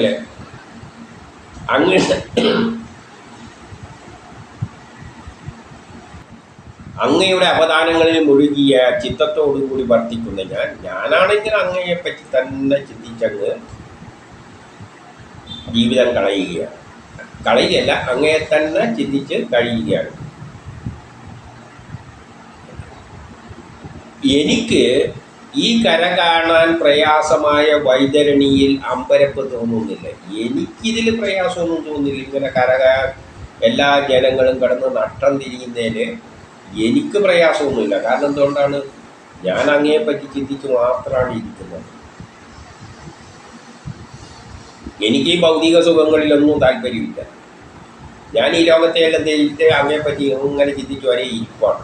അതുകൊണ്ട് എനിക്ക് മറ്റുള്ള അവിടെ നടക്കുന്ന ആ കഷ്ടപ്പെടുന്ന ജനങ്ങളുടെ കാര്യം ഓർത്തിട്ട് എനിക്ക് വേറെ പ്രയാസം കൊണ്ടുപോകണം. പക്ഷെ അങ്ങേര് അവരിലൊന്ന് അങ്ങ് രക്ഷിച്ചാൽ കൊള്ളാം. എന്നാൽ അതിൽ നിന്നും വിട്ടു നിൽക്കുന്ന ഇന്ദ്രിയ സുഖങ്ങൾക്ക് പിന്നാലെ പാഞ്ഞ് ചുമടുമായി നിൽക്കുന്ന മഹാമൂഢന്മാരെ പറ്റി ഓർത്ത് ഞാൻ ദുഃഖിക്കുന്നു. പക്ഷെ എനിക്കുള്ള ദുഃഖം എന്താണെന്ന് വെച്ചാൽ അമ്മമാരെ ഓർത്തിട്ടാണ്. എനിക്ക് പ്രശ്നമൊന്നുമില്ല. ഞാൻ അങ്ങേ ചിന്തിച്ചുകൊണ്ട് ഒരൊറ്റ ഇരിപ്പാണ്. ദാഹവുമില്ല, ഒന്നുമില്ല. എനിക്ക് തിന്നിയും വേണ്ട, കുടിക്കും വേണ്ട, കല്യാണവും വേണ്ട, ഒരു ചുക്കും വേണ്ട. എല്ലാം കളഞ്ഞ് ഞാൻ അങ്ങയെപ്പറ്റി ചിന്തിച്ചിരിക്കുന്നതുകൊണ്ട് എനിക്കൊരു പ്രശ്നവുമില്ല. പക്ഷെ എനിക്കുള്ള സങ്കടം എന്താണെന്ന് വെച്ചാൽ അപ്പുറത്ത് നിൽക്കുന്ന സുഖത്തിൻ്റെ പിന്നാലെ ഓടി നടക്കുന്നവരെ കഷ്ടപ്പെട്ട് നരകിക്കുന്ന കാണുമ്പോൾ അവരെപ്പറ്റി എനിക്ക് ദുഃഖം തോന്നുന്നുണ്ട്. ഇനി ഋഷിമാരെ പറ്റി പറയാണ്. ഋഷിമാർ സ്വന്തം മുക്തി മാത്രം കാക്ഷിച്ചുകൊണ്ട് ജനങ്ങളില്ലാത്ത ദിക്കിൽ മൗനവ്രതം ആചരിക്കുന്നു. അവർ പരമാർത്ഥത്തിൽ തൽപരരില്ല. എന്നാൽ ഋഷികൾ എന്താ ചെയ്യുന്നതെന്ന് വെച്ചാൽ എവിടെയോ ദൂരെ ആളൊന്നും ഇല്ലാത്ത സ്ഥലത്ത് ശല്യമൊന്നും ചെയ്യാതെ എടുത്ത് പോയി ഇരുന്നിട്ട് അവരുടെ മുക്തി കാക്ഷിച്ചുകൊണ്ട് അവർക്ക് മോശം കിട്ടണമെന്നും വെച്ചുകൊണ്ട് അവരെ കാര്യം കൊണ്ട് നടക്കുകയാണ്. മറ്റുള്ള കാര്യമൊന്നും അവർക്ക് ശ്രദ്ധിക്കാൻ നേരമില്ല. അവരവരുടെ കാര്യം നോക്കിയിട്ട് ഋഷികളെല്ലാം ഇരിക്കുകയാണ്. ഈ ദയനീയരെ കൈവിട്ട് ഒറ്റയ്ക്ക് ഞാൻ മോശം ആഗ്രഹിക്കുന്നില്ല. എന്നാൽ എനിക്കങ്ങനെ ഋഷികളെ പോലെ ആകാനൊന്നും പറ്റില്ല. ഋഷികൾക്ക് അവർക്ക് മോശം വേണം, അതുകൊണ്ട് അവർ ഇതെല്ലാം വിട്ടിട്ട് പോവുകയാണ്. പക്ഷെ എനിക്ക് ഈ കഷ്ടപ്പെടുന്ന ജനങ്ങളെ കണ്ടിട്ട് ഒറ്റയ്ക്ക് ഞാൻ മോശം ആഗ്രഹിക്കുന്നില്ല. എനിക്ക് ഒറ്റയ്ക്ക് ഈ മോശമൊന്നും വേണ്ട. ചുറ്റി അലയുന്ന ഇവർക്ക് അവിടെ നിന്നല്ലാതെ വേറെ രക്ഷയില്ല. ഈ കഷ്ടപ്പെട്ട് നഷ്ടം തിരിയുന്ന ജനത്തിന് അങ്ങ് മാത്രമേ രക്ഷയുള്ളൂ. അതുകൊണ്ട് അവരുടെ കാര്യം അങ്ങൊന്ന് മര്യാദയ്ക്ക് നോക്കിയാൽ കൊള്ളാം. ഋഷികളെല്ലാം അവരവരുടെ കാര്യം നോക്കി പോവുകയാണ്. പക്ഷെ എനിക്കങ്ങനെ നോക്കാൻ ഒറ്റയ്ക്ക് പോകാൻ പറ്റില്ല. എനിക്ക് പ്രശ്നമൊന്നുമില്ല. ഞാൻ അങ്ങേയും വിചാരിച്ചുകൊണ്ടിരിക്കുകയാണ്. 45 സ്ത്രീ സംഗമത്തിലൂടെയും മറ്റും ഗൃഹസ്ഥാശ്രമികൾക്കുണ്ടാകുന്ന സുഖം യാതൊന്നോ. സ്ത്രീ സംഗമത്തിലൂടെ ഗൃഹസ്ഥാശ്രമികൾക്കുണ്ടാകുന്ന സുഖം ഏതെന്നോ എന്ന് ചോദിച്ചാൽ അത് 2 കൈകളും ചൊറിയുന്നതിന് സമാനമാണ് എന്നാണ്. അത്രയേ ഉള്ളൂ പറയുകയാണ്. ചൊറിച്ചിൽ വരുമ്പോൾ പരസ്പരം 2 കൈയും പരസ്പരം ചൊറിയല്ലോ, അപ്പോൾ ഒരു സുഖം കിട്ടുമല്ലോ. ആ സുഖത്തിന് സമാധാനമാണ് ശ്രീ സംഗമം മൂലമുള്ള ഗൃഹസ്ഥാശ്രമികളുടെ സുഖം. അപ്പം കിട്ടുന്നൊരു സുഖമുണ്ടല്ലോ, ആ സുഖത്തിന് സമാനമാണ്. അത്ര നിസ്സാരമാണ്. അത് ദുഃഖത്തിന് മേൽ പിന്നെയും ദുഃഖം ഏൽപ്പിക്കുന്നതാണ്. ചൊറിഞ്ഞാലും ഈ ദുഃഖം ഇത് തീരുവില്ല. എന്തായാലും ഒരു സുഖം കിട്ടും, കുറേ കഴിയുമ്പോൾ പിന്നെയും ചൊറിയും. പാവപ്പെട്ട കാമികൾ വളരെയേറെ ദുഃഖം അനുഭവിക്കുന്നവരായിട്ട് കൂടി അവർക്ക് ജീവിതത്തിൽ എപ്പോഴും ഈ കാമികൾക്ക് ദുഃഖം തന്നെയാണ്. ആ ലൗകിക സുഖത്തിൽ തൃപ്തി വരുന്നില്ല, അവർക്കൊരിക്കലും പൂർണ്ണ തൃപ്തി ഒരിക്കലും കിട്ടുന്നില്ല. എന്നാൽ സ്ഥിരപ്രജ്ഞനായവർ ചൊറിച്ചിൽ എന്ന പോലെ കാമവേഗത്തെയും ചെറുക്കുന്നവരാണ്. എന്നാൽ സ്ഥിരപ്രജ്ഞരായവര് ചൊറിച്ചൽ ഉണ്ടാകാതെ നോക്കാനാണ് ശ്രമിക്കുന്നത്. അതുവരെ ഈ കാമത്തിൻ്റെ കാര്യത്തിലും അങ്ങനെ തന്നെയാണ്. 46 മൗനം, വ്രതം, വ്രതാനുഷ്ഠാനം, തപസ്, വേദാധ്യയനം, വേദവ്യാഖ്യാനം, ഏകാന്തവാസം, ഭഗവാന്റെ ജപം എന്നീ മോക്ഷസാധനകളായത് എല്ലാം ഇന്ദ്രിയ ജയം സാധിക്കാത്തവർക്ക് ജീവനോപാധിയായിട്ട് മാത്രം ഭവിക്കുന്നു. ഈ മൗനവ്രതവും വേദാനുഷ്ഠാനവും സമയം ഇങ്ങനെയുള്ള ചില ആചാരങ്ങളുണ്ടല്ലോ, ഇതെല്ലാം വേദം പഠിക്കുക, അതിൻ്റെ വ്യാഖ്യാനിക്കുക, ഇങ്ങനെയെല്ലാം ചെയ്യുന്ന ഇത് ഈ ഇന്ദ്രിയ സുഖത്തിൻ്റെ പിന്നാലെ നടക്കുന്ന ബൗദ്ധിക ലോകത്തിലുള്ളവർക്ക് അതിൻ്റെ ഇടയ്ക്കുള്ള ഒരു ജീവനോപാധി എന്ന നിലയിൽ മാത്രമേ ഭവിക്കുന്നുള്ളൂ. അപ്പോൾ ഭൗതിക സുഖങ്ങളുമായിട്ട് നടക്കുന്നവർക്ക് ഇങ്ങനെയുള്ള കാര്യങ്ങളെല്ലാം കുറച്ച് അത്രയും പ്രേരണയുള്ളൂ, വലിയ ഗുണമൊന്നുമില്ല ഇതിനെക്കൊണ്ടൊന്നും. ഈ തപസ്സനുഷ്ഠിച്ചിട്ടോ മൗനവ്രതം, ചിലപ്പോൾ ഞാൻ ഇന്ന് മൗനവ്രതത്തിലാണ് കേട്ടാ, അല്ലെങ്കിൽ ഞാൻ ഇന്ന് വ്രതാനുഷ്ഠിക്കുകയാണ്, എന്നെ ബുദ്ധിമുട്ടിക്കല്, ഞാൻ ഇന്ന് വ്രതത്തിലാണ്, ഇങ്ങനെയെല്ലാം പറഞ്ഞ് നടക്കുന്നത് ഈ ഭൗതിക സുഖത്തിൻ്റെ പിന്നാലെ നടക്കുന്നവർക്കുള്ള ഒരു ജീവനോപാധി, ജീവിതത്തിലടക്കമുള്ള ഒരു ഉപാധി എന്ന നിലയിൽ അതിന് വലിയ പ്രാധാന്യമൊന്നും ഇല്ല. എന്നാൽ ഡബ്ബ് വെച്ച് നടക്കുന്നവർക്ക് ഇതും ഗുണം ചെയ്യില്ല. ഈ ഗുണവും ഇതുകൊണ്ട് കിട്ടുന്ന ഗുണം ഡബ്ബ് വെച്ച് നടക്കുന്നവർക്ക് ഒട്ടും കിട്ടില്ല.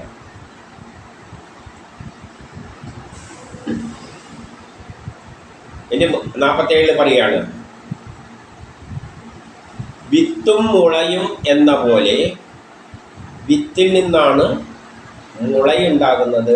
ആ തത്വം പോലെ കാര്യകാരണങ്ങൾ, ഈ പ്രപഞ്ചത്തിൻ്റെ കാരണവും കാര്യവും, എന്തുകൊണ്ട് എന്തിനു വേണ്ടി ഈ പ്രപഞ്ചമുണ്ടായി എന്നീ തത്വങ്ങൾ തമ്മിലുള്ള ബന്ധം വേദത്താൽ നിന്തിരുവടി തന്നെ വെളിവാക്കി തന്നിരിക്കുന്നു. വേദത്തിലൂടെ ഈ പ്രപഞ്ചം എന്തിനു വേണ്ടി എങ്ങനെ ഉണ്ടായി എന്നുള്ള ആ തത്വം, ബ്രഹ്മരഹസ്യം വേദങ്ങളിലൂടെ പറഞ്ഞു തന്നിട്ടുണ്ട്.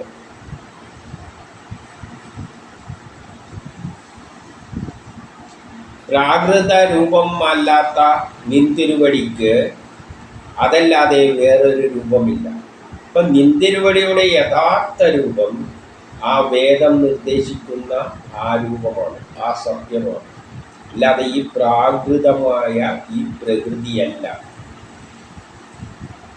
അരണിയിലെ അഗ്നി പോലെ യോഗികൾ ഭക്തിയോഗത്തിലൂടെ കാര്യകാരണങ്ങൾക്ക് ആധാരമായ നിന്തിരുവടിയെ കണ്ടെത്തുന്നു. അതായത് യോഗയിലൂടെയും ബുദ്ധിമാന്മാരും സ്വയം ചിന്തിച്ചിട്ട് ഈ പ്രപഞ്ചം ഉണ്ടായതിന് പിന്നിലുള്ള കാര്യകാരണങ്ങളെ കണ്ടെത്തുന്നു. അത് തന്നെയാണ് നിന്തിരുവടി വേദത്തിലൂടെ എഴുതി വച്ചിരിക്കുന്നത്. അത് മറ്റൊന്നിൽ നിന്നും ഉണ്ടാകുകയില്ല. അപ്പോൾ നമ്മൾ തന്നെ പ്രപഞ്ചം എന്തിനു വേണ്ടി ഉണ്ടായി, എന്തിനുണ്ടായി, ഏതിൽ നിന്നുണ്ടായി എന്നുള്ള കാര്യങ്ങൾ നമ്മൾ തന്നെ സ്വയം കണ്ടെത്തണം. അതിൽ വേദത്തിൽ പറഞ്ഞിട്ടുമുണ്ട്. അത് മനസ്സിലാക്കിയിട്ട് സ്വയം കണ്ടെത്താൻ ശ്രമിക്കുക. എന്നിട്ട് പറയാണ്, അതെങ്ങനെയുണ്ടായത്? വായു, അഗ്നി, ഭൂമി, ജലം, ആകാശം ഇവയെല്ലാം തന്മാത്രകളാണ്. അതായത് പഞ്ചഭൂതങ്ങളിലൂടെയാണ് പ്രപഞ്ചം ഉണ്ടായത് എന്നെല്ലാം ആ വേദങ്ങളിൽ പറഞ്ഞു തന്നിട്ടുണ്ട്. പ്രാണനും ഇന്ദ്രനും മനസ്സും ചിത്തവും അഹങ്കാരവും നിന്തിരുവടി തന്നെയാകുന്നു. നമ്മുടെ പ്രാണൻ, ജീവനും മനസ്സും എല്ലാം ആ ശക്തി തന്നെയാണ്. ഇതെല്ലാമായിട്ട് ഞാനായിട്ട് മാറിയതെല്ലാം ആ ശക്തി തന്നെയാണ്. അത് വേദത്തിലൂടെ പറഞ്ഞു തന്നിട്ടുണ്ട്. അത് സ്വയം മനസ്സിലാക്കിക്കൊള്ളണം. അത് സഗുണനായും നിർഗുണനായും വർത്തിക്കുന്നു. പക്ഷേ അതേ ആത്മാവ് നിർഗുണനും കൂടിയാണ്. അതിനൊരു ഗുണമില്ലാത്ത രൂപത്തിലാണ് ആ ബ്രഹ്മമുള്ളത്. പക്ഷെ അത് തന്നെയാണ് ഈ ഗുണമായ പ്രപഞ്ചമെല്ലാം പഞ്ചഭൂതങ്ങളിലൂടെ ഇത്രയും ഇന്ദ്രിയങ്ങളിലൂടെയെല്ലാം ആയി മാറിയിരിക്കുന്നത്. മനസ്സിലൂടെയും വാക്കിലൂടെയും എല്ലാം വിവരിച്ചു തന്നിരിക്കുന്നത് തിരുവടിയെ തന്നെയാണ്. വേദങ്ങളിലൂടെ നിന്നെപ്പറ്റി വാക്കിനാലും മനസ്സിനാലുമെല്ലാം വിവരിച്ചു തന്നിട്ടുണ്ട്. നിൻ തിരുവടിയിൽ നിന്നും അന്യമായിട്ടൊന്നുമില്ല. ഈ പ്രപഞ്ചത്തിൽ എന്തെല്ലാം ഉണ്ടോ അതെല്ലാം നിൻ തിരുവടിയാണ്.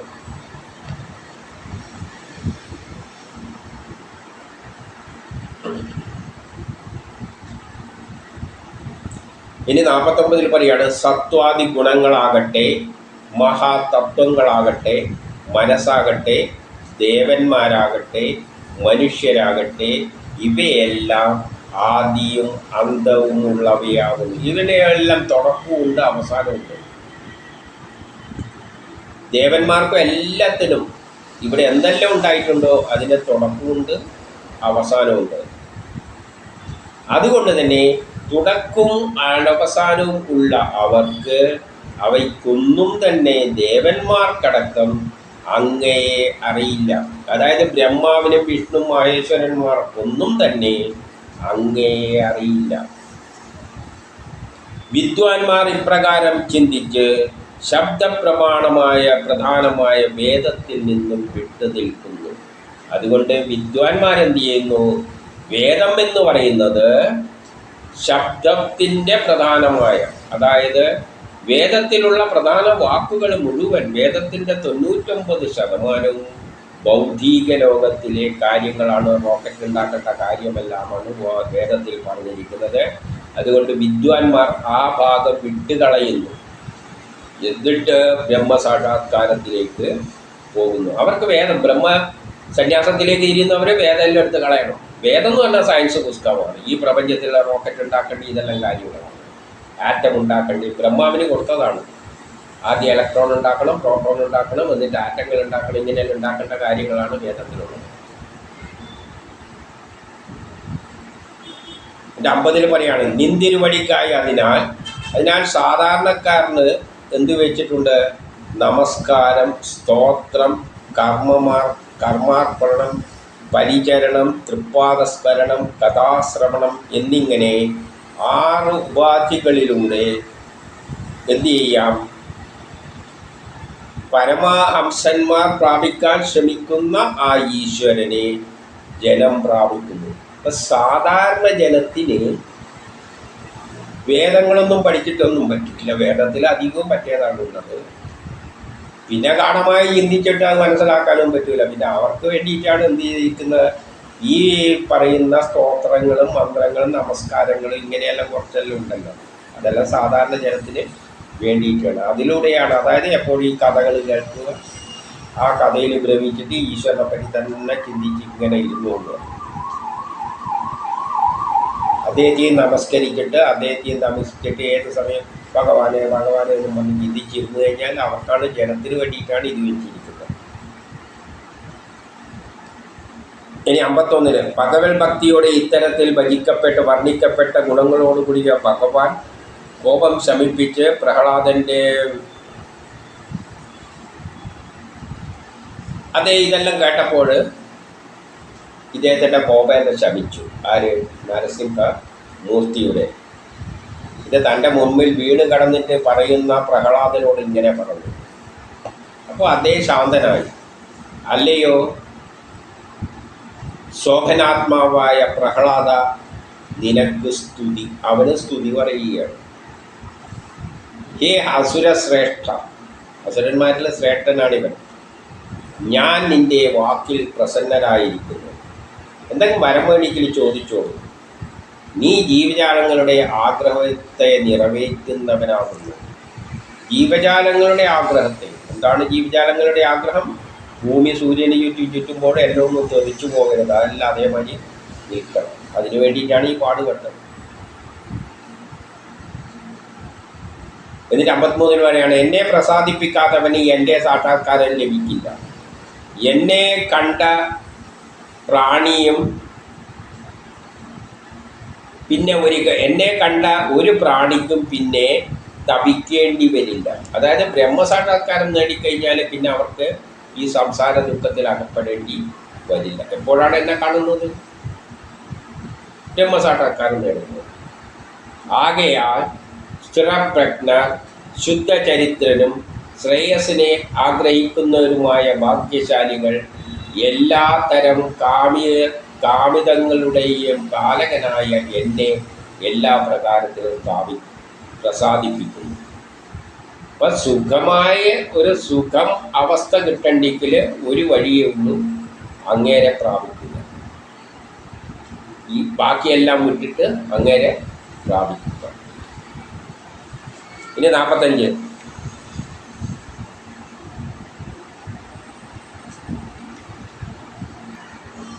സാധാരണ ജനങ്ങളെ പ്രലോഭിപ്പിക്കുന്ന വരങ്ങൾ കൊണ്ട് ഇപ്രകാരം പ്രലോഭിപ്പിക്കപ്പെട്ടവനാണെങ്കിൽ, എനിക്ക് വരം തരാമെന്ന് പറഞ്ഞിട്ടാണ് പ്രലോഭിപ്പിച്ചത്. ആരെ?